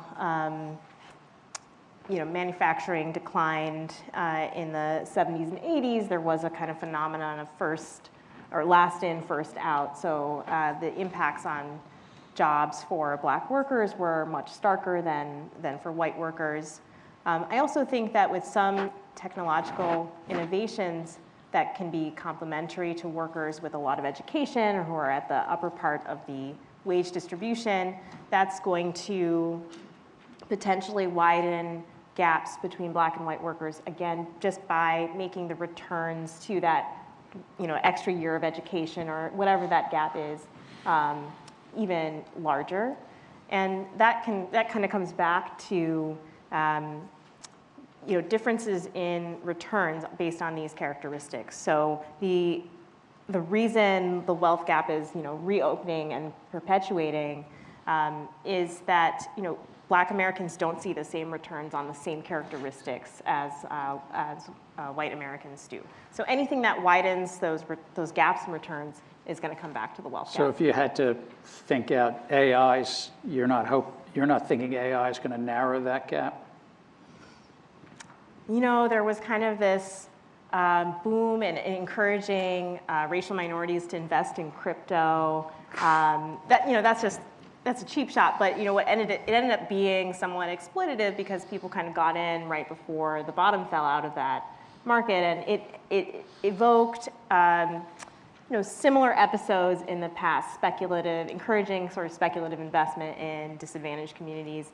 So on that side, I don't feel super optimistic, but we do need to think about ways that AI is created by society and how can we shape the evolution of that technology so that it's more equitably beneficial. And I think we can be optimistic about that. You're allowed to shot on goal if it's accurate. It's real. It wasn't cheap what you just said. It was real. Okay. Sasha, any thought about? Yeah, I mean, as a sociologist in the room with the people who sort of invented the skill bias technological change literature, I'm very nervous to say anything about it, but I do think that literature is helpful here, right? While I think that wealth is a distinct dimension of economic inequality, I don't think it is unrelated to income inequality. So I think everything we've learned, which Laura I think was also alluding to, about how these changes in technology in the workplace shape income inequality, I anticipate that there'll be knock-on effects there as well. The next thing I'm going to say, I think, is not at all the most important implication for inequality of AI, but it's something that I've been thinking about, which maybe in our own venue of academia, one thing that generative AI is pretty good at is writing sort of template emails, right? And so one thing that students report using it for is helping them craft an appropriate appropriate email to a professor asking for an extension on an assignment. I think that's great. right? Certain people have the cultural capital to know what an appropriate email to a professor looks like. They know that I'll be irritated if they call me Mrs. Kellewald and not Professor Kellewald. They know these things, but not everybody knows those things. So again, I don't think this is the most important thing, but I have like one small sliver of hope that some of the things sociologists study a lot, this cultural capital, could become somewhat more equitably distributed in ways that actually matter for applying for jobs and so forth. Not the most important thing, just one thing.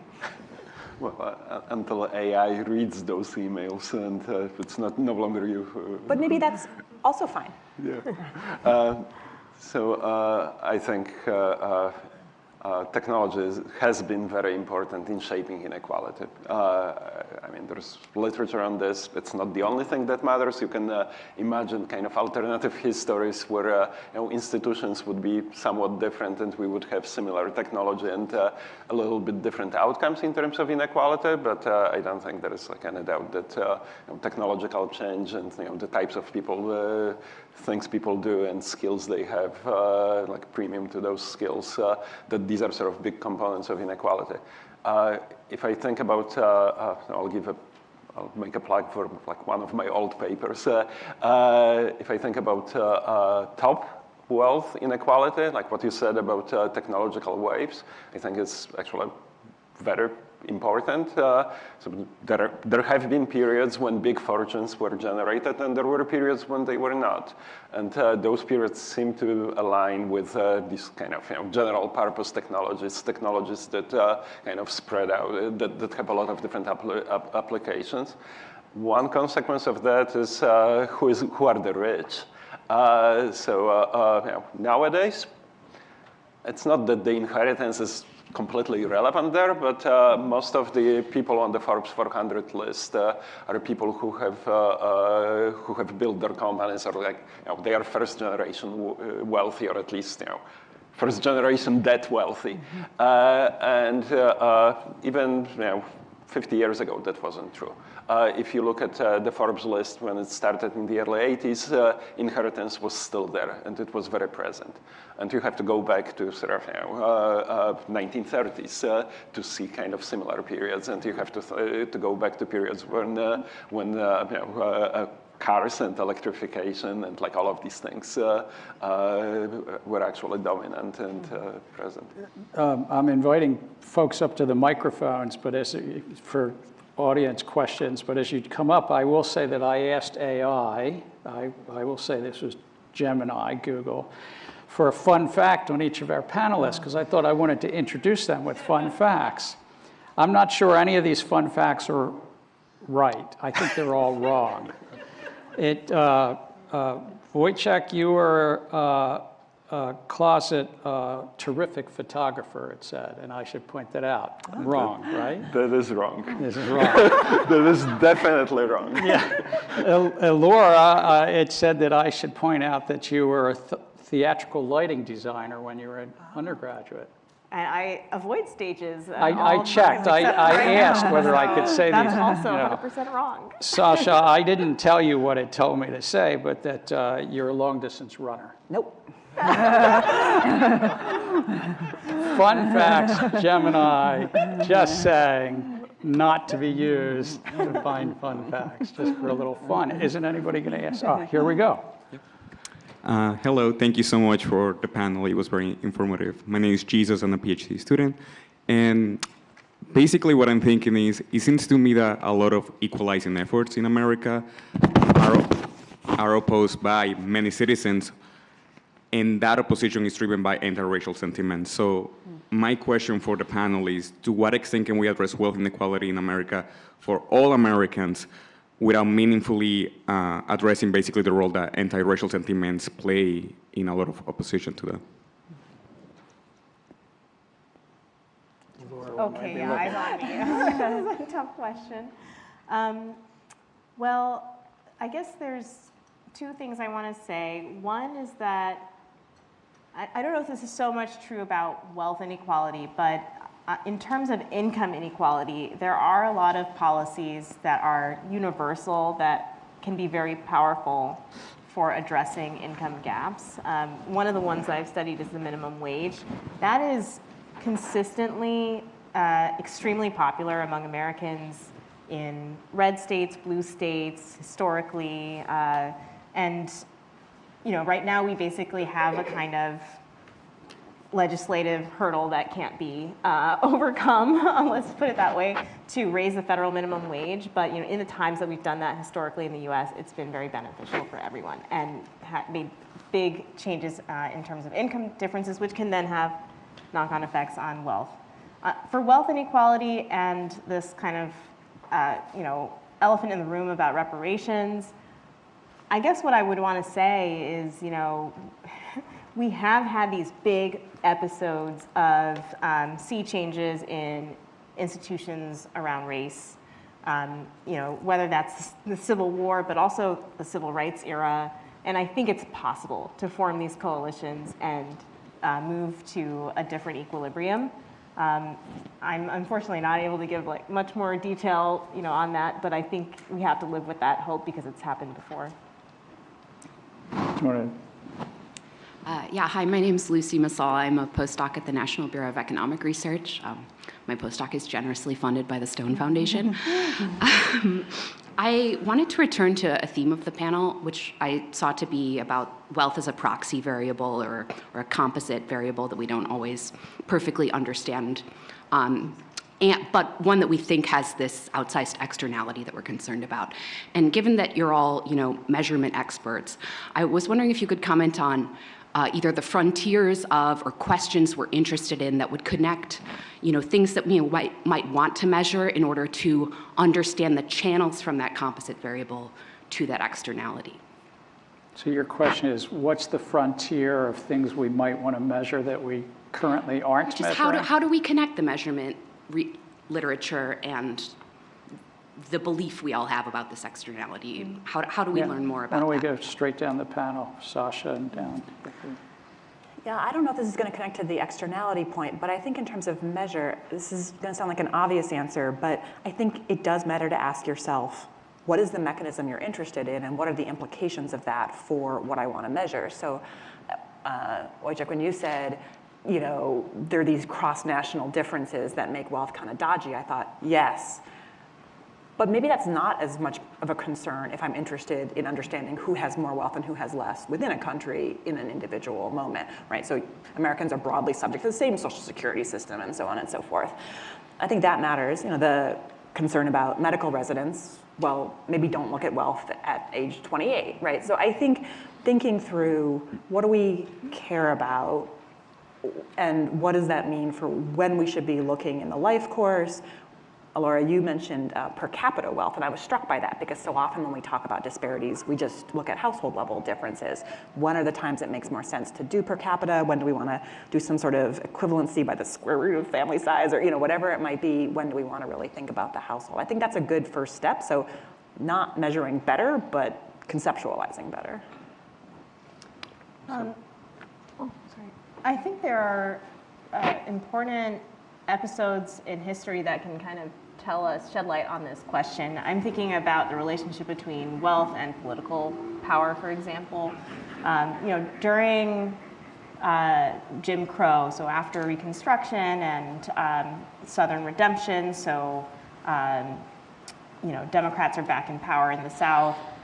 There's a ton of racial violence, and if you actually look at these episodes of racial violence, a lot of them involve targeting Black wealth, and then kind of subsequent effects on Black political participation. And I think that's actually an episode that's been understudied in economics, but it suggested that people were clued into this mechanism. Maybe it's just correlations that we just can't see linking wealth to political power, but I think digging into those kinds of historical episodes with the right data can actually shed some light on these questions that matter today as well. So I kind of agree with everything that was said in the sense that conceptualizing what are we talking about is extremely important, and obviously these political externalities are sort of the first thing that comes up in this context. So that's definitely voting or electoral outcomes and lobbying and various things that relate to it. so the relationship of wealth concentration and these things, very hard to study, but obviously very interesting questions. But I guess I would add to it, I'm also interested in whether this is actionable in the sense that so there is a correlation with concentration and political outcomes. Would reducing wealth of richest people by 10% make a difference here? That's actually doesn't follow automatically from the existence of that correlation.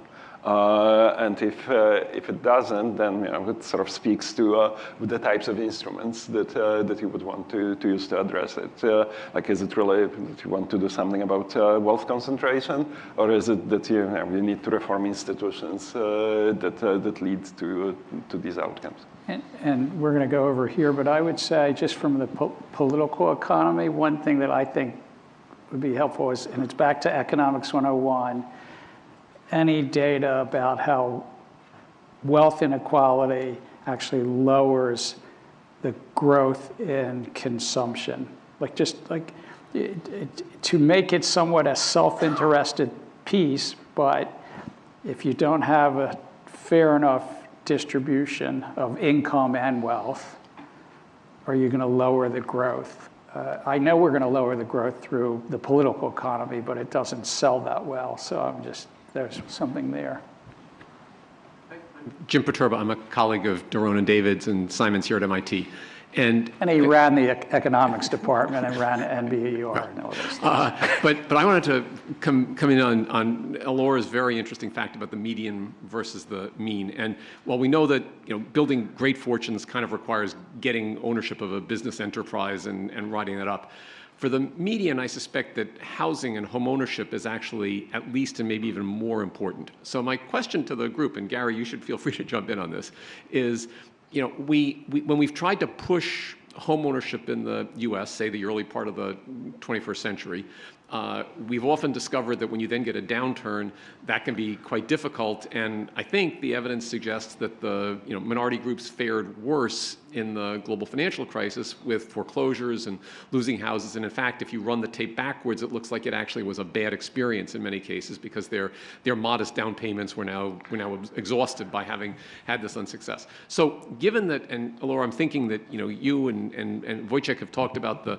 income as well as the wealth inequality aspects. Given that the income inequality is often associated with more volatility for the lower income groups and for some of the minority groups, do you have any ideas for how we might try to facilitate that on-ramp into the owner-occupation regime in a way that protects them from the downside? It's really an insurance problem. I'm looking over at Jim, trying to figure out how do you handle this. But there are many elements of this, and it does seem like for middle-class households, managing to up the rate of home ownership and get people to the point where they're building up that asset accumulation could be very important. But at least our structure does seem to have some real risks associated with it. So open on that. So I can try to say something about this one. And maybe that's a little bit contrarian, but also it's European and New Yorker in me. So I live in an apartment building. I'm very happy with that. That eliminates a lot of risks that you are facing. It's not obvious to me that owning a house in the US is actually such a good financial decision. And because, there are a lot of expenses, there are a lot of risks, there are a lot of uncertainties related to it. For whatever reason, outside of New York and like a few other places in the US, the idea of living in an apartment building is not that popular. But that's, it is popular in many other places in the world. And it is a path to home ownership. It is kind of a safer path, or at least I would venture a guess that it's a safer path. So there is something about the U.S. economy that premiums these things, and what that relates to, and actually kind of connects to what I said about upper middle class, is that so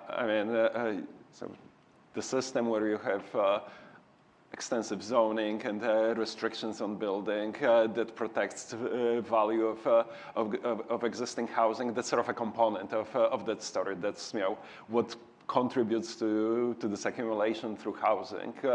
And it is about owner-occupied housing, and it is about houses with big lots and these types of things. So I don't have an answer, but sort of to me it feels like there is an opportunity in that that sort of part of the problem. And Jim, I'm being told, but he might be at time. I don't know if there was a question. No, all right. But I would just say I think that event, the '08 event, was a debt-infused valuation bubble. Now, we might have our own valuation bubble now in AI, but that's not a housing thing. But I think we'd want to avoid that, but we have an affordability issue. And that goes to Wojciech's thing. Some of it's zoning, some of it's Americans' desire to have more square footage per home than they did 30 and 40 years ago. But there's a real affordability issue in housing that goes beyond this conference. So, but a big thank you to Allura, to Wojciech, to Sasha. I'm sorry to find out that you're not the runners and the lighting directors and photographers, but you were great on inequality as an economic historian, a sociologist, a public finance and tax expert. So let's give it up.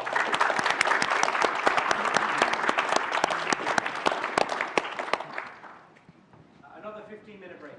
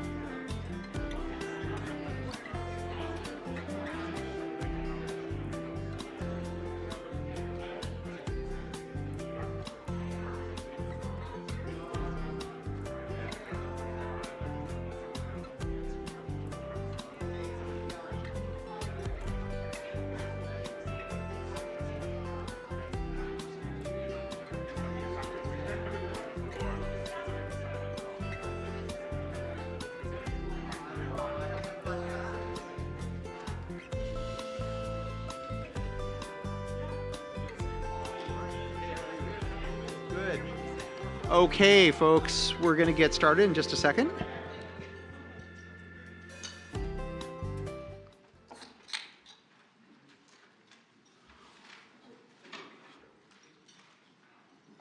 Okay, thank you so much for coming today.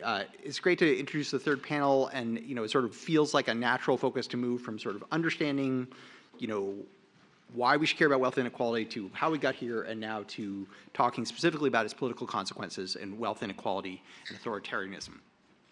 My brief but pleasant job is to introduce Yawen Lei, who is a professor in the Department of Sociology at Harvard University and a former junior fellow at Harvard Society of Fellows, which is quite an esteemed group. She's also affiliated with the Fairbanks Center for Chinese Studies and serves as senior scholar with the Weatherhead Center's Academy Scholar Program. Her research examines political and socioeconomic transformations with a particular focus on the relationship between technology, society, and political economy.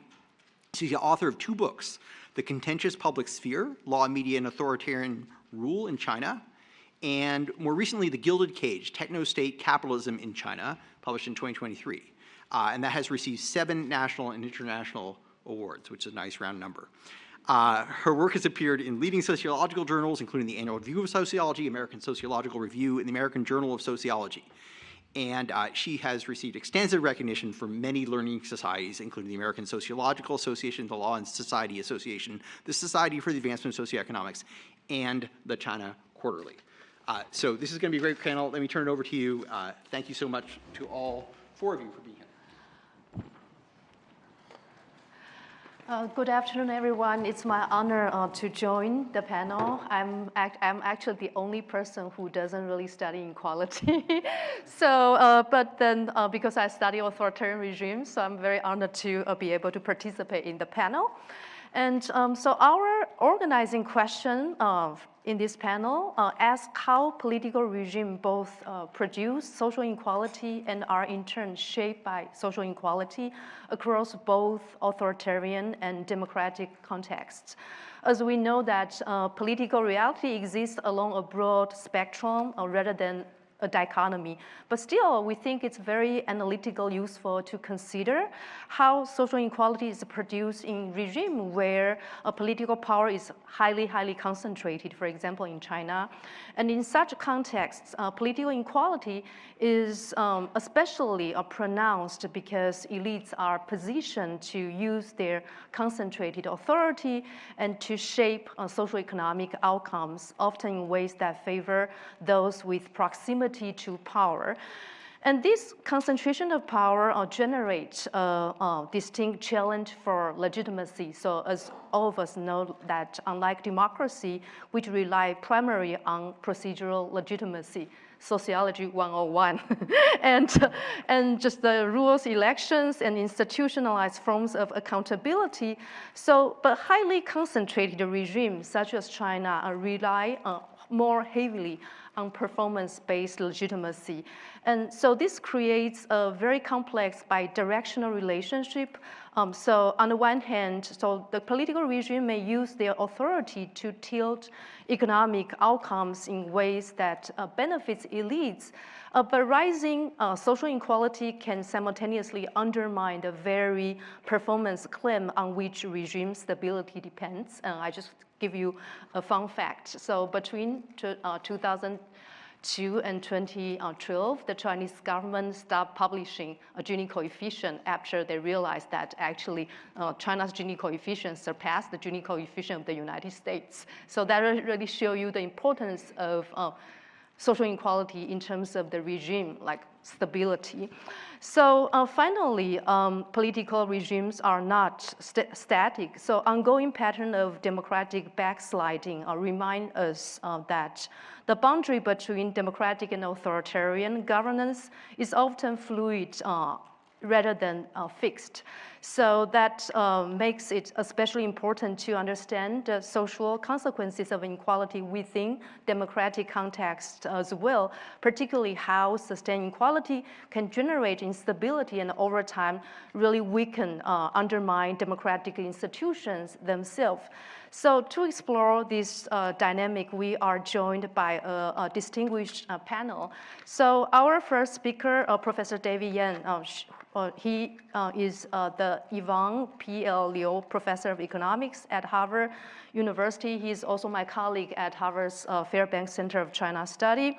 So David also directs the Center for History and Economics and at Harvard, and Scholars House, a China research hub in Tokyo. I envy him a lot to be able to have a research center in Tokyo.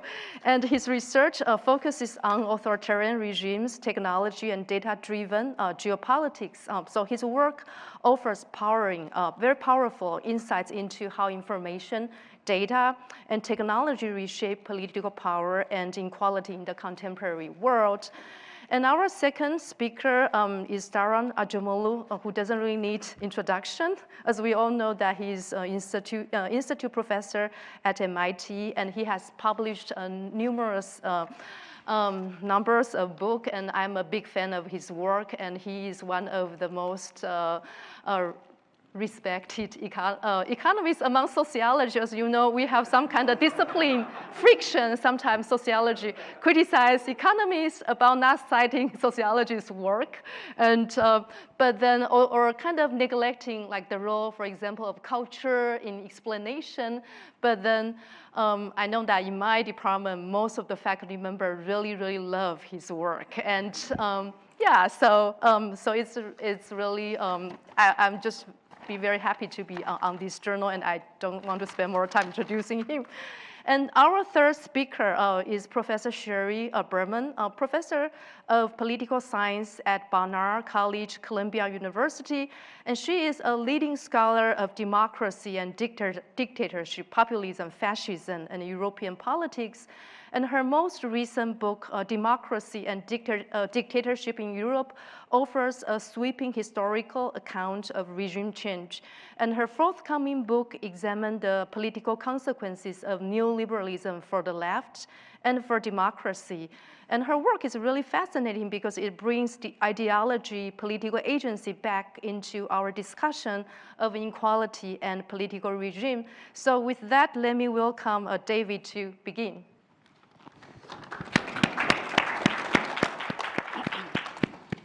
Thank you so much for having me. I actually have some slides right here. So we've spent quite a bit of time in the last two panels talking about the relationship between democratic institution and inequality. And given this panel is about authoritarian regimes and other political arrangements, I want to broaden our scope to think about other political institutions and how it might affect inequality. Okay. Now, to think about sort of how political structure is going to affect, in non-democracy, to affect inequality outcome, we really need to think about two items here. One is the policy dynamics. How are policies being made? What are the underlying political and bureaucratic institutions that's underlying how policy is being put forward in non-democratic regimes, which could look very different and embedded in a very different bureaucratic environment than in a democratic environment. And two is, what are authoritarian regimes' core objective functions? Different potentially from election or getting re-elected, authoritarian regimes are fundamentally motivated by survivalhood. And that means that it's not that the regimes are not responsive to popular demands or to citizens' demands of anything. They're responsive to a very different kind of preferences or incidents that might challenge or threaten the survivalhood. And to understand sort of where does that core sort of threats to survivalhood operates and then can shift sort of policy is going to affect potentially structurally on inequality. Of course, it's going to be very difficult to make these broad claims about all authoritarian regimes, since many of them are functioning very differently. So I'm going to put forward some of the recent lessons we've learned on contemporary China on some of the research we've done recently. The first one is going to be about policy dynamics.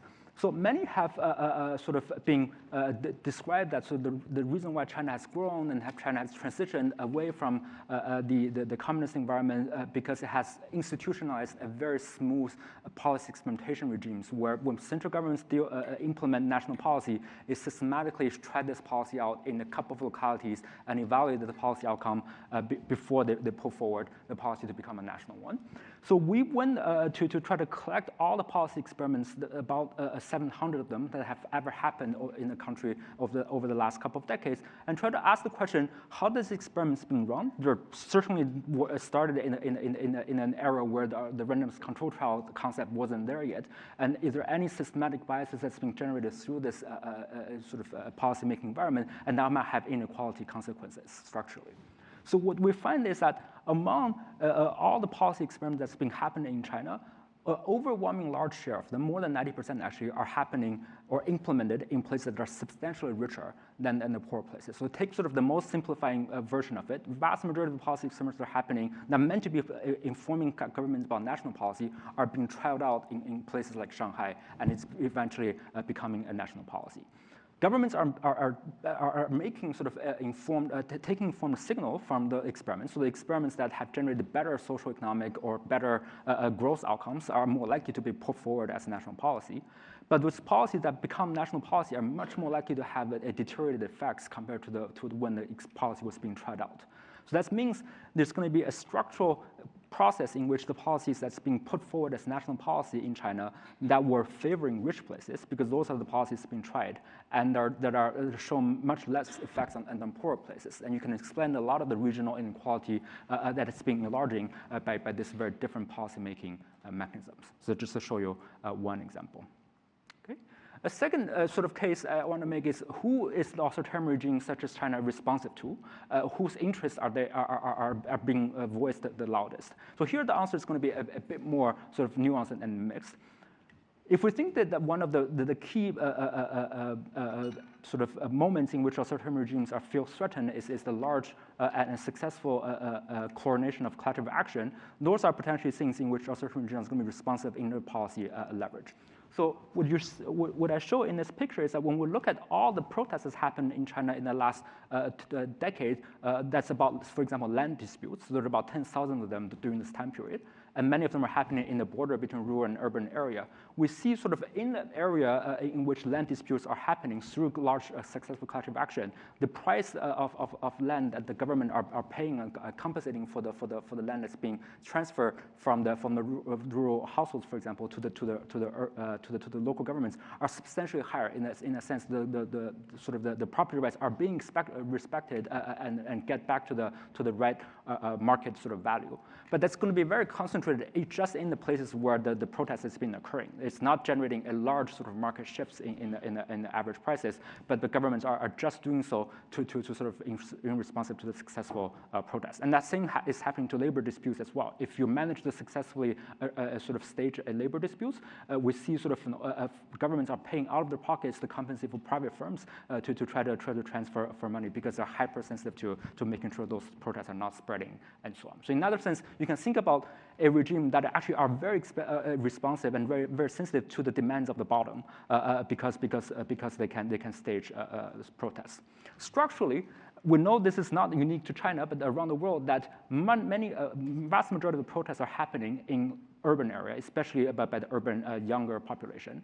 So to preemptively try to make sure those protests don't happen, we see sort of a lot of the pro-urban policies, for example, suppressing agricultural output prices and so on. That's essentially shifting sort of resources, or redistributing resources away from the rural poor to support the urban rich. And you can think about that as a way to motivate the regimes to make sure the urban population are happier because their threshold of staging a protest and threatening the regime is much greater.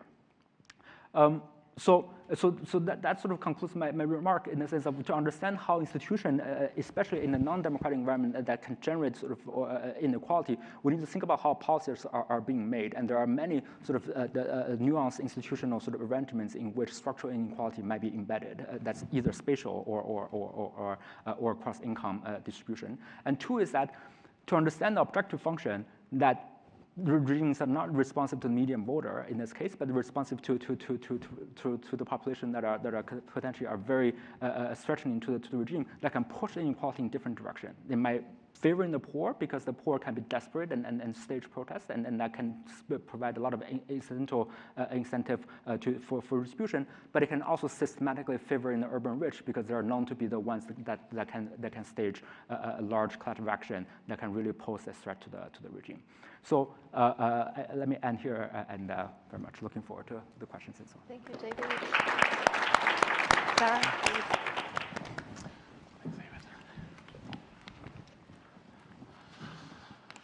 Thank you very much. It's my great pleasure to be part of this panel. And I guess, one question that some of you may ask is, could anything be worse than to live in a society with gargantuan, astronomical, unfair levels of inequality, of income, wealth, access, opportunity? And for some people, including me, the answer would be yes, to do so in an authoritarian, repressive society. So the question is, how could we end up in an authoritarian, repressive society that's so unequal? And once we end up there, I think everybody understands that there would be certain forces that would keep us there. Authoritarianism empowers certain people who would then, become more dominant, and the inequality that it breeds perhaps could become more rooted.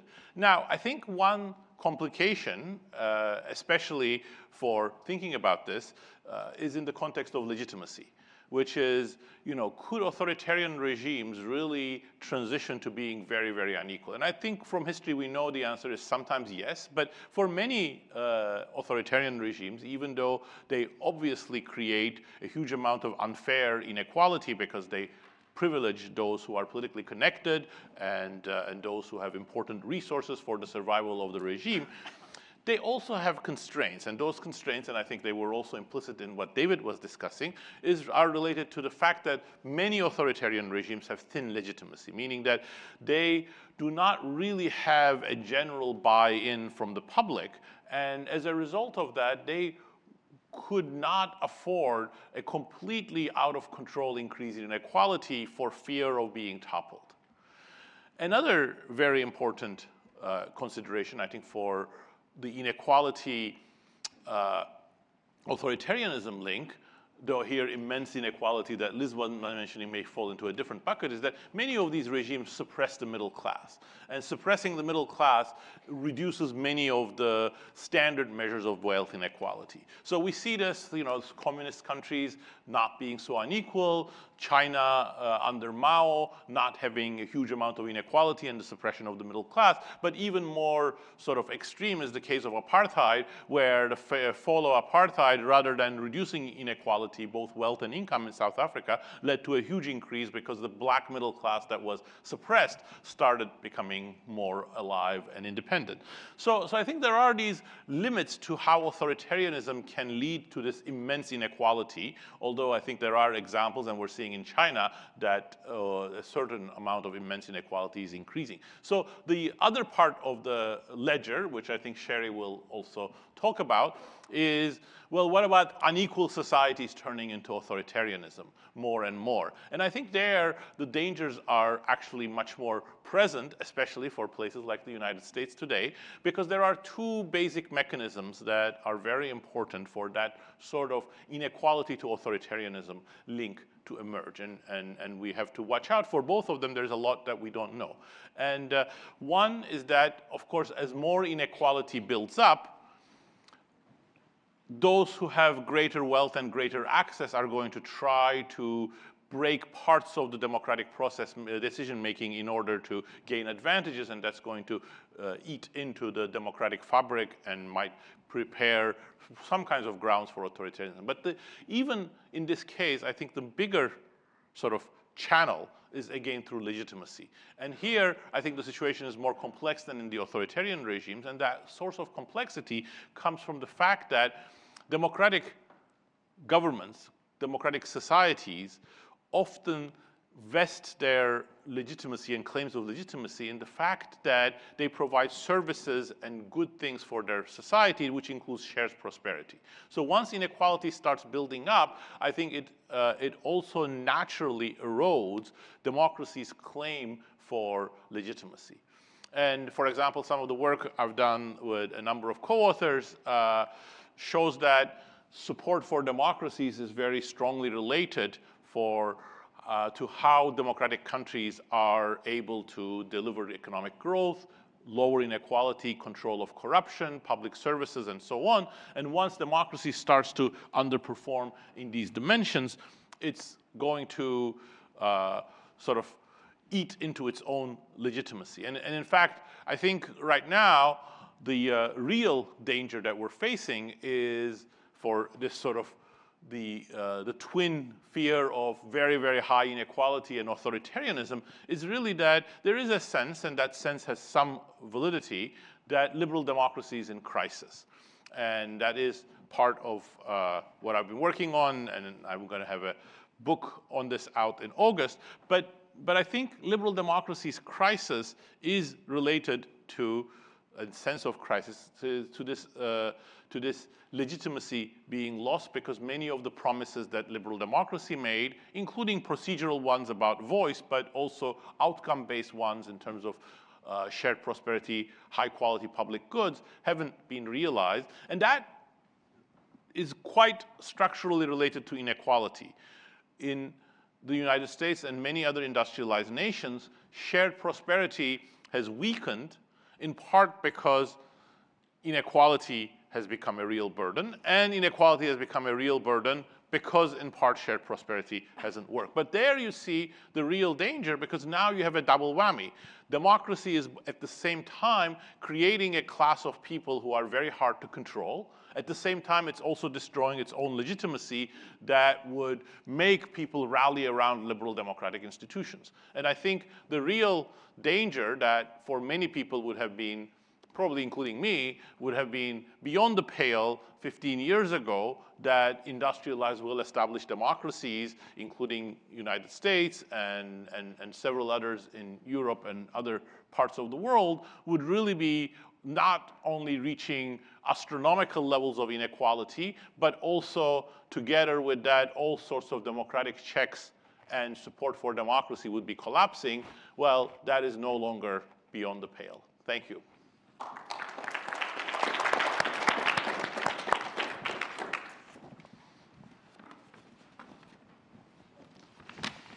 All right. It's no great treat to have to go last among this bunch, but I'll give it a shot. This is a symposium on why inequality matters, and I probably don't have to convince anyone that it does, but given the particular title of this section of the symposium, it matters because, as you can see from this chart, it is correlated with democratic erosion. This is true, actually. Social science research, including research done by people in this room, has shown of other trends that have accompanied inequality over the last decades: trade shocks, financial crises, growing precarity, right? So we know that this correlation exists. At the same time as these trends have happened, though, what we've seen in the United States and in Europe is that people have increasingly voted not on the basis of their economic preferences and interests, but rather on the basis of their social and cultural ones. So we've had these dangerous economic trends, but voters on both sides of the Atlantic are voting more on their social and cultural preferences than on their economic ones. And this has had the kind of perverse, perhaps, consequence of making illiberal, right-wing, populist, and even anti-democratic parties the primary beneficiaries of these economic trends over the past decades. Now, I suppose everybody in this room thinks dealing with these economic trends head-on is absolutely necessary to deal with the potential for economic erosion, to fight back against authoritarianism. So we need to understand why this is the case, why at the same time that we've had these economic trends, people have been voting increasingly on the basis of their social and cultural preferences. So I'm going to talk a little bit about that. And before I do, I want to start by dismissing two very common answers to this question, or explanations for this trend. The first is that people are not voting to deal with these economic problems, inequality, for example, because this reflects their economic preferences. Voters are broadly conservative economically. They don't view these trends as particularly problematic, or they don't actually want governments to deal with them. So that's one explanation. Second explanation, particularly common in the United States, is that voters have actually been duped, right? They've been tricked by right-wing parties into voting against their economic interests. Working class voters, other economically disadvantaged voters have been basically tricked by right-wing politicians and parties by their manufacturing of, sort of resentment against liberal elites, against minorities, against immigrants, and yada, yada, yada. In the US, Thomas Frank's, What's the Matter with Kansas was the sort of granddaddy in this genre, but there's a whole slew of books basically claiming that economically disadvantaged voters are suffering from a form of false consciousness, right? And if you remember, as I'm sure, maybe not the students, but the other people in this room do, Obama's famous comment about, people taking solace in guns and religion, this is a version of that argument. Now, these are the two most common arguments, and there's really no evidence for either one of them. So if we look at the first one, for example, working class voters, this is in the United States, remain economically very progressive on both pre-distribution policies like limits on free trade, support for minimum wage, support for strengthening unions, job guarantees, and also on redistributive policies. This varies somewhat between the US and Europe. Europeans are generally more supportive of redistributive policies than Americans are, but even in the United States, the working class remains very progressive on redistributive policies, increasing spending on Social Security and health care, taxing the rich, yada, yada, yada. Not only has the working class not become less economically progressive, over the past years in the United States, the middle and even upper middle class has grown more economically progressive as well. It's important to note, and here I'm going to take advantage of the fact that Orrin Cass is in this room. It's important to note that these trends are not limited to Democratic Party voters. As a very good study by Orrin Cass and his think tank has shown, even Republican voters, or rather the Republican electorate, has shifted away from conservative economic views over time. The mean Republican voter in the United States is now economically centrist or moderate. This is, of course, because there are more working class and economically disadvantaged voters in that Republican coalition. All right, so how about the second explanation for this? The second explanation, you have to recognize that for voters to vote on the basis of their economic preferences and interests, they must view a party as being willing and able to address those interests and preferences. During the post-war decades in both the United States and Europe, voters did primarily vote on the basis of their economic interests and preferences. This meant, of course, that things like income and wealth were the best predictors of voting during the post-war decades, and this meant that working class and other economically disadvantaged voters voted disproportionately for center-left parties, the Democratic Party in the United States, Social Democratic, Socialist, Labor parties in Europe. But beginning in the late 20th century, the profiles of these parties, their brands, if you want to think of them that way, of these center-left parties were transformed as a result of two interrelated trends. First, these parties shifted their economic profiles, right? Particularly on issues like free trade and market regulation. They really changed the policies that they presented to voters, the economic priorities, their understandings of the relationship of the market, the relationship between the market and government, yada, yada, yada. I don't have to go over this. I'm pretty sure you're all familiar with it. At the same time as they sort of converged with the right on economic policy, they also, these parties did, increasingly emphasized non-economic, social, and cultural issues and shifted to the left on these issues. Why is this important? Because it shifted them, center-left parties, away from the social and cultural preferences of working class voters, rural voters, other economically disadvantaged voters. The cumulative result of both of these trends is that working class and other economically disadvantaged voters no longer viewed center-left parties as championing their economic interests and preferences, but rather as prioritizing the interests of other groups. And I will note that in the United States, the group that is given most often as being prioritized by the Democratic Party is LGBTQ people. This meant that these voters were now free to vote on the basis of their social and cultural preferences, right? where, again, as I noted, these center-left parties had moved away from them. These voters, I want to stress, working-class voters, rural voters, did not become more conservative on their social and cultural preferences. Rather, the Democratic Party became much more liberal or progressive on them, right? And so you've probably all seen a version of this, I think, rather tragic chart from the last election that showed that kind of the median mean voter actually saw Donald Trump as being closer to them ideologically than it did the Democratic Party. I want to stress that for the United States, this has been talked about a lot with regards to working class voters or non-college educated voters. You know, it doesn't really matter that much how you talk about them. The shifts are the same. But this is also true, perhaps less well known, for rural voters. Obviously, rural areas are the other major sort of economically disadvantaged group, rural voters, right? Because they're living in regions that have really fallen behind. Up through the 1990s, there was no divergence between how voters in rural areas voted in the United States. They voted pretty equally for Democrats and Republicans. The trigger here for these voters, again, was this economic shift, right? They no longer saw the Democratic Party after the 1990s in particular as championing their economic interests and preferences. And this set off a really very bad chain reaction, bad from the perspective of the Democratic Party, in that these voters rapidly changed their allegiance. So let me end here just by saying that if the goal is to deal with problematic economic trends like inequality, right?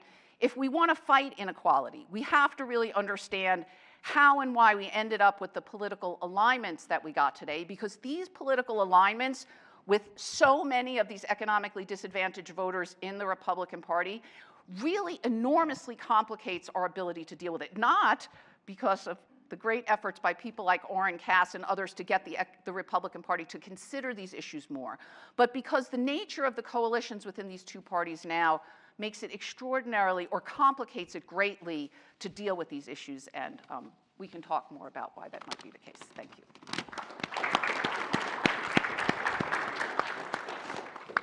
Thank you so much for the three panelists for the incredible remarks. So let me just ask some, because all of you mentioned, allude to some variation within the regime, because even though we talk about the differences between democratic and authoritarian regime, but as, for example, like Darryl mentioned that like within authoritarian regime, there is a huge variation. For example, when we think about like the case of Taiwan and South Korea, before they actually democratized, actually the level of inequalities actually was very, very low.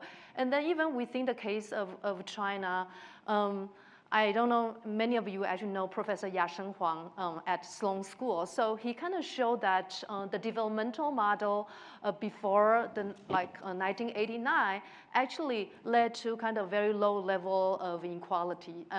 But then things have become actually very different after the elites actually adopt a more pro-urban ideology and developmental model. So I'm just, and also like a lot of authoritarian countries are very different. For example, like in China, in country with socialist foundation, they have the official socialism as their ideology, but some other countries don't have that. So I'm just thinking about kind of how to really think about this kind of variation within the regime.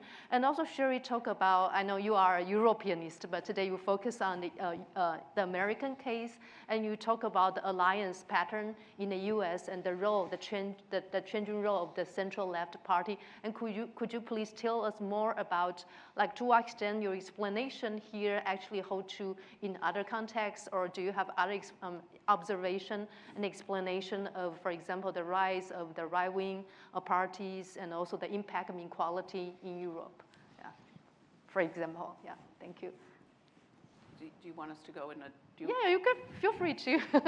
So there's some very similar trends in Europe, but also some differences. As far as the party differences are concerned, what we've seen in Europe, right, is these center-left parties have become small versions of themselves. They would get 30, sometimes more than 30% during the post-war decades. Now they're basically fringe parties in a lot of places. Why?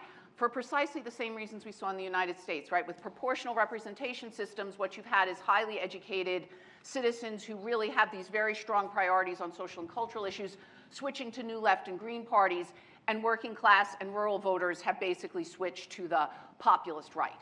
So you see similar dynamics, but somewhat different political outcomes. I will say one thing that's interesting, though, where Western Europe in particular is weirdly, I would say, a generation or a decade or two in front of the United States, right, is that in Western Europe, many of these populist right-wing parties, precisely because they are so heavily working class, have really shifted to be what are sometimes referred to as welfare chauvinist parties, right? They are very pro-welfare state. They are very anti-free trade. They are very sovereigntist. And so they are, in some sense, 10 or 20 years ahead of the Republican Party, but they are not burdened by the Republican Party's divergence on economic interests that are within the party. And so it's much easier for them to shift course, I think, than it is for the Republican Party to do so. So somewhat similar underlying economic trends, but somewhat different political outcomes, I would say. Yeah, I mean, I think I agree with everything exactly that Sherry said. The important variables here that we haven't studied enough in political science and economics, perhaps a little bit more in sociology, but not enough, is I think what the determinants of legitimacy. And distinct from that, related, is trust in institutions. I think for authoritarian regimes, there is quite a lot of variation in terms of legitimacy. So for example, Latin American dictatorships never had any legitimacy, whereas China, the Chinese Communist Party, has some degree of legitimacy, some of it ideological, some of it related to high degree of state capacity, quite meritocratic recruitment into some positions. There might also be a cultural element, not sure. But that, I think, is one very important aspect. I think legitimacy is lost in many of the democratic societies, both in Europe and the United States, and you can see that from the fact that being associated with the establishment has been a kiss of death. So the more associated with the establishment you are, the more of a penalty you seem to suffer.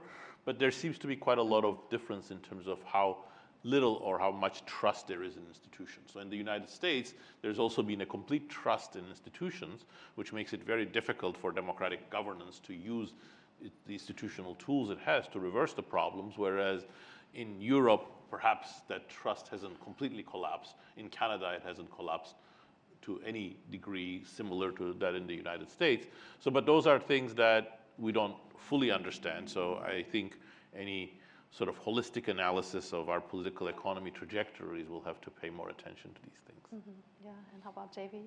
So I think, I guess one piece to add to that discussion of legitimacy and sort of also the internal evolution of the political system is that if you look at China and sort of the composition of the National Representative Congress in early 2000s, there's not a single one of them who are in the private sector. And now we're talking about a third of the composition who are in the private sector, and total wealth is massively concentrated among the representatives. Now you can sort of wonder, that might be just a rubber stamp institution that don't do anything to the policies and so on. But it turns out sort of the representatives have a much higher chance of being put forward formal proposals of policy change. And when we look at sort of the things they propose, and on a particular industry that the policy change is inducing, we see a lot more favorable policy that's being revised and redrafted that favoring the policy recommendation that the representatives themselves are put forward. So you have a party that's shifting their claim for legitimacy in the early period that are pro-equality and potentially pro-poor, to a period where to grow out of, to really put a lot of the legitimacy on growth and try to put political representation through the private sector, and that shifts the policy dynamics in that way. And now it's very hard to sort of reshift the composition, because now you have a lot of political power concentrated by the private sector, even in the Communist Party's National Congress, and that recomposition changes even within that system is going to be harder to deal with. Thank you. And I do agree that study legitimacy is crucial, because we tend to really assume the form or the existence of legitimacy. For example, for people who study China, I mean, people just said that, oh, there is a contract between people and the government. As long as the economy is growing, then people are satisfied with the government. But is that true? I'm not really sure. And now the economy slowed down, and where is the source of the legitimacy actually remains actually unknown, I mean, for me.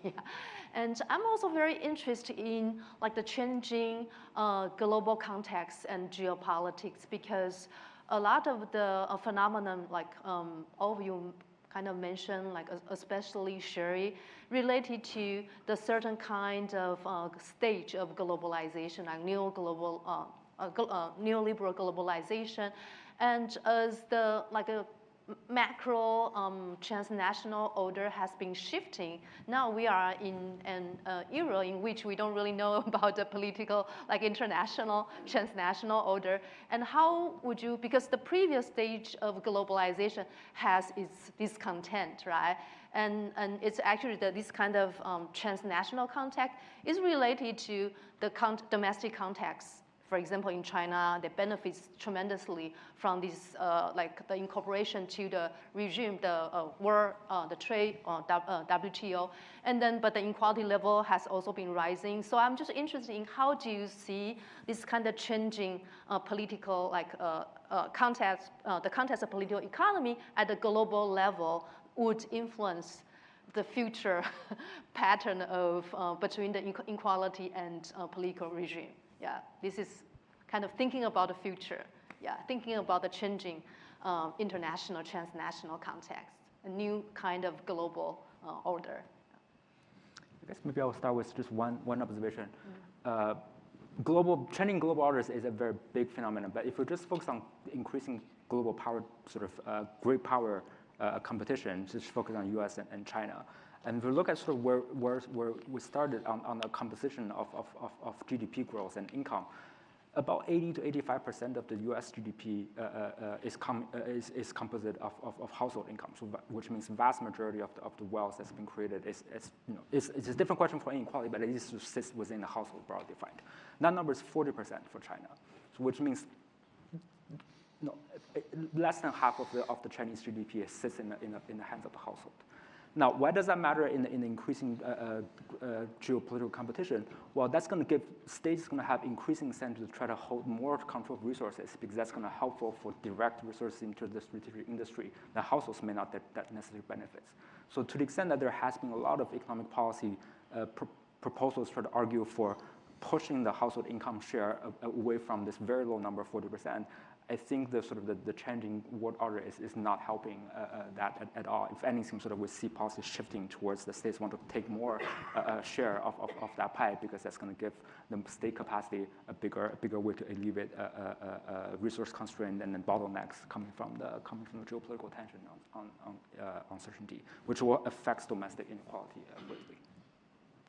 Yeah, I think David tackled the changing global order geopolitics a little bit. So let me talk about some other aspect of it, which I think is a contributor to inequality, and the fact that we're seeing inequality sort of as a very, rightly a very difficult problem, is that, a lot of economic activity now is beyond borders. And the 10 richest companies, the 10 big companies that make up 45% or so of the US stock market, they're all completely global. So it's very difficult, even with US laws that really are supposed to apply even when you're abroad, it's very difficult to regulate these companies. And the problems that these companies create, from taxation of capital to pollution to AI risks and other problems, they're all global. And we just don't have global institutions. Supranational institutions are extremely weak, and they have become weaker over time with the the rise of US-China competition. So I think that is a real barrier to both limiting inequality that's rooted in the economic activities of increasingly globalized large corporations, and also regulating how the power of these corporations, which Liz was talking about, the private government aspect of it, can be regulated, because I think many of your examples come from the domestic setting, but in fact their reach is much more global. So even if the US voter wanted to do that, it would be much harder. So I think that's an important aspect of, again, the legitimacy of democratic governments, that they cannot deal with one of the most important sources of economic and social power in their society.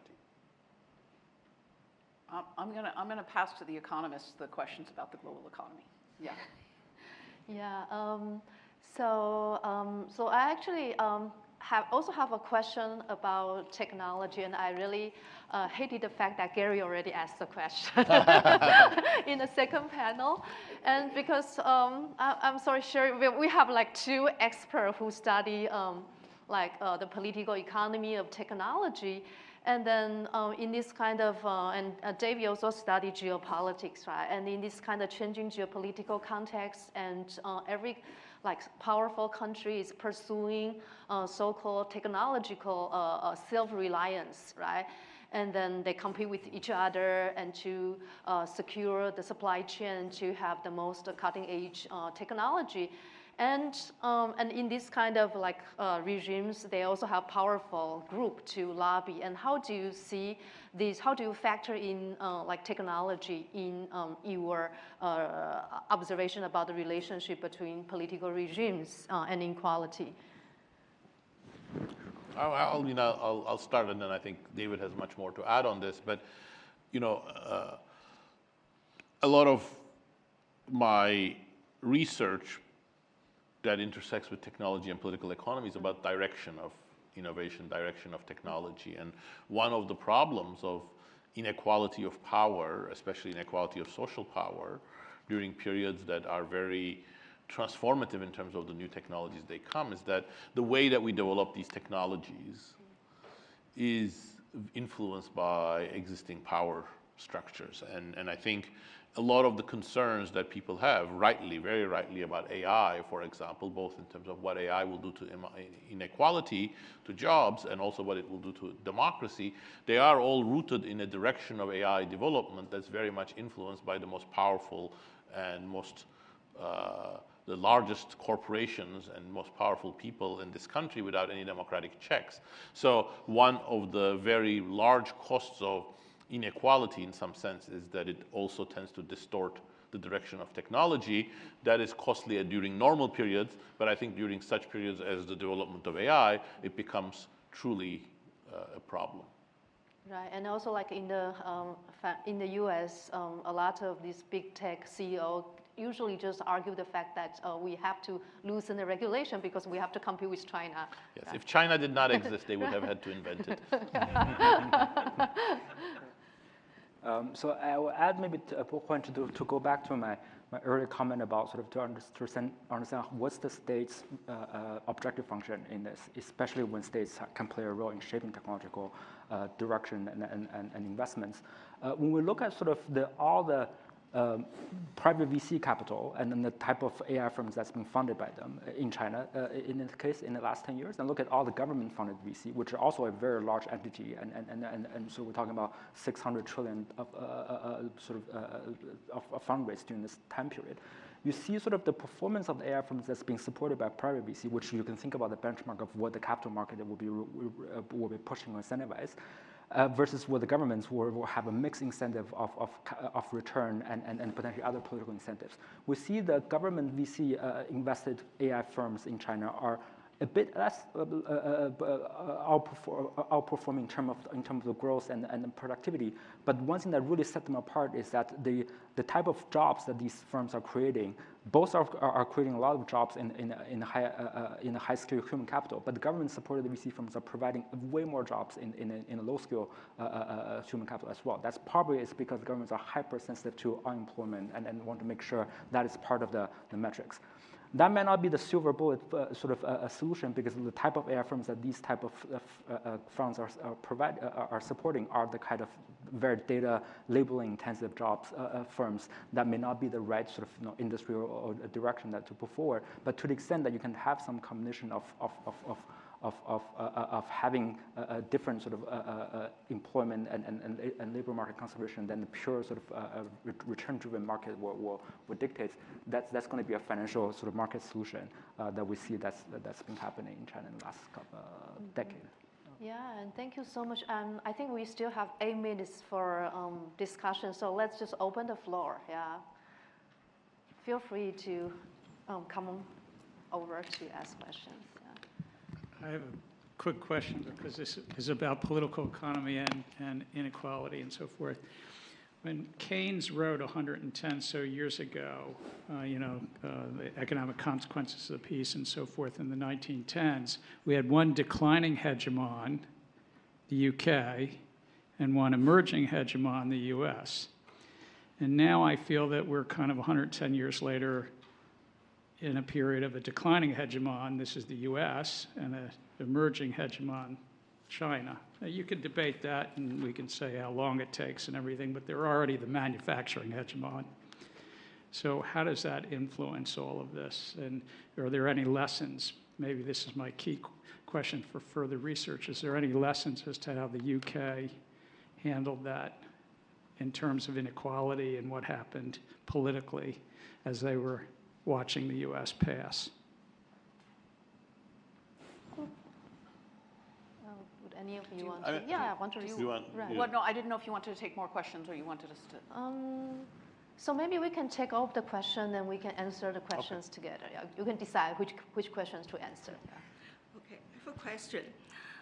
With China slow down, the economy slow down right now because of the local government, the revenue most from the land transaction. Within past 5 years, they lost this income. And the employment, 73% from private sector. So the question is, how can we handle the labor relation at this situation? You had mentioned earlier that one thing that changed a lot recently is that both of the parties are not really in favor of the working class, and there's been like this shift. So I was wondering if there was any way that we could shift back. Thank you. And perhaps, Sherry, do you want to start? Yeah. Well, I'll start with your question. I mean, the thing that was so unusual, obviously, about the transition from British to American hegemony is that between those two hegemons, it was peaceful. Right? And so, that was something that I remember, and perhaps you do, 20 or 30 years ago was much discussed, right? Which is there clearly was a rising power, perhaps not a rising, an alternative hegemon, but certainly a rising great power. What were the ways in which that transition in power relations could be made to be as peaceful as possible? I think that conversation has moved on, unfortunately, right? And this was something that obviously Keynes was concerned about, albeit from a somewhat different perspective. I mean, Britain went on to, fortunately, be on the winning side in the Second World War, and then to implement a great welfare state reform after, and went off into its sort of transition to middle powerdom in an incredibly peaceful way from a comparative historical perspective. Usually those kinds of transitions are really quite ugly, both internationally and domestically. So that, in some sense, is a kind of, victory for the Brits.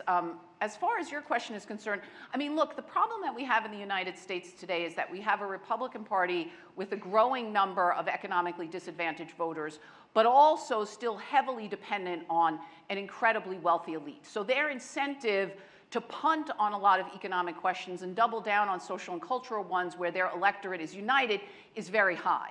The Democratic Party, on the other hand, has voters that are more united on economic preferences, but are quite divided on social and cultural ones. And we can see the way this has infected both policymaking and the way in which the party has presented itself to voters. So this is the problem that we face in the United States, right? Which is that we have these terrible economic problems, but the coalitions that currently exist within both of those parties vastly complicate the ability of either one of them to deal with those problems head on. Okay, let me also add some things to that. I think it's a great question to look for historical precedents to learn from it. But I think, as Sherry said, there is a limited amount that we can learn because US and Britain were sort of allies, both in the First World War and then the Second World War. The joke being, sorry, Simon, that Britain always fights to the last American. So that transition was bound to be much smoother than China versus US, who are not allies, and they are representing very different poles. And I think the big problem that creates, which we did not experience in the first half of the 20th century, is that US-China rivalry for hegemony, regional or global, is creating an environment in which global cooperation is impossible. And that's weakening all sorts of international organizations, and it's creating much greater room for global inequality to have national political effects and eroding legitimacy. So I think that is a new thing in comparison to that previous, and I find that a very concerning development that further exacerbates the tensions that democracies have in dealing with inequality and very powerful corporations. So one thing to add to the global order and sort of power is that if we take sort of Albert Hirschman's idea seriously, and how do you exert global power through asymmetric exposure to trade and the sectors in which it's very difficult to substitute, and measure that over the course of the last 150 years where we have trade data. So the type of global power that China has right now, which is as a manufacturing export powerhouse, is definitely not unprecedented. So we see the UK has much higher in absolute term power in terms of global distribution for a very long stretch of time than what China is having. And the US also for the last 50 years have much higher level. What distinct from this episode is that the rise is much faster. And this rise is, and in the previous decades also, episode where the decay of the UK's power takes about 50 years for UK to start to see a full decay, but the decay of the US sort of export power decay seems to be relative to China's rise at a much faster rate. That's going to complicate even more so than when you have ideological misalignment with very rapid change in global order.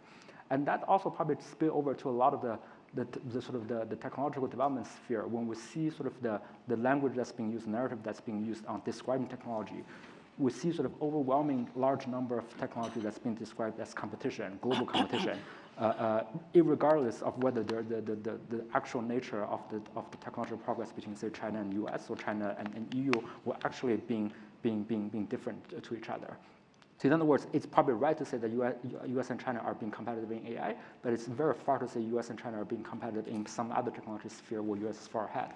But that's the overwhelming narrative on all the policy space and also in the public sort of discussion has been every technology that's coming out of China is imposed competition sort of pressure.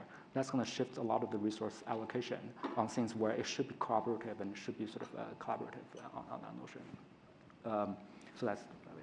We did not say anything on the last question. Right, so do you want to answer the questions on labor relations? Yeah, working class going back. Right, working class, yeah, in China. There was more in Europe, I think, so in Europe or the US. Yeah, but yeah. I can say one, I mean, I think one issue is going to be, it's not like, I don't think it's going to be easy for working classes to go back to center left at this point, but there is another dimension of that, which is, out of this situation, you can have two very different configurations. One in which I think this welfare chauvinism in Europe in some parties, both the center left and some of the right, hard right or populist right or center right parties come up with policies that are okay or pretty good for working classes, or neither the center left nor the center right do so, which seems to be more like the US situation, which I think is the more dangerous one, again, for the legitimacy of democracy. Yeah, no, I agree. I think that's where the different party configurations on the different sides of the Atlantic make a difference. I mean, I think if you were to have more populist right parties in Europe in power, you would see much more protection of the welfare state simply because that's more of the sort of incentive that they have there. The coalition is a little bit different, as I said, and welfare states have a much greater sense of sort of legitimacy and anchoring in Europe. In the United States, the problem, again, as I see it, is that the way the coalitions within both parties are configured right now, there's not a strong incentive for either one to be able to double down on what I think are the pretty dramatic economic policy changes that would be necessary to really address inequality and some of these other issues. I don't think it's impossible. I just think the current electoral configurations make it much more complicated than I think probably most people in the room would like it to be. Yeah, unfortunately, we are out of time. And please join me in thanking the three excellent panelists.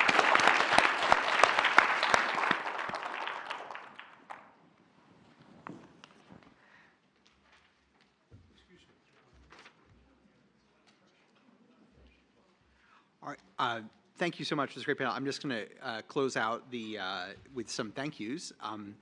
I'd like to thank you for joining us today on this symposium on why wealth inequality matters. Can I just take a quick poll? Does wealth inequality matter? Yes, raise your hand. All right, I'm going to call that a victory, controversial point. We're grateful to all of our panelists and chairs for sharing their time. We're immensely grateful to Jim and Kathy Stone for generously supporting our work and this center and this event. I'd also like to thank Sonia Plesset, Aaron McGowan, and Aaron Driver-Lynn from the Stone Foundation.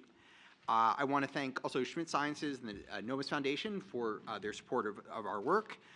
To MIT leadership, including Richard Locke, President Sally Kornbluth, the Stone Center more broadly, the Economics Department, MIT Blueprint Labs, I could go on, I will, the MIT Sloan School of Management, Rick Locke, and the School of Humanities, Arts, and Social Sciences, and also our Stone Center affiliates who've joined us today and for the hard work. Our director, Catherine Moffett, our policy and research director, Julie Regier, our postdoctoral associate, Shane O'Brien, who will be giving a job talk at Berkeley in just a short while. I embarrass her for that, but that's a sign of success.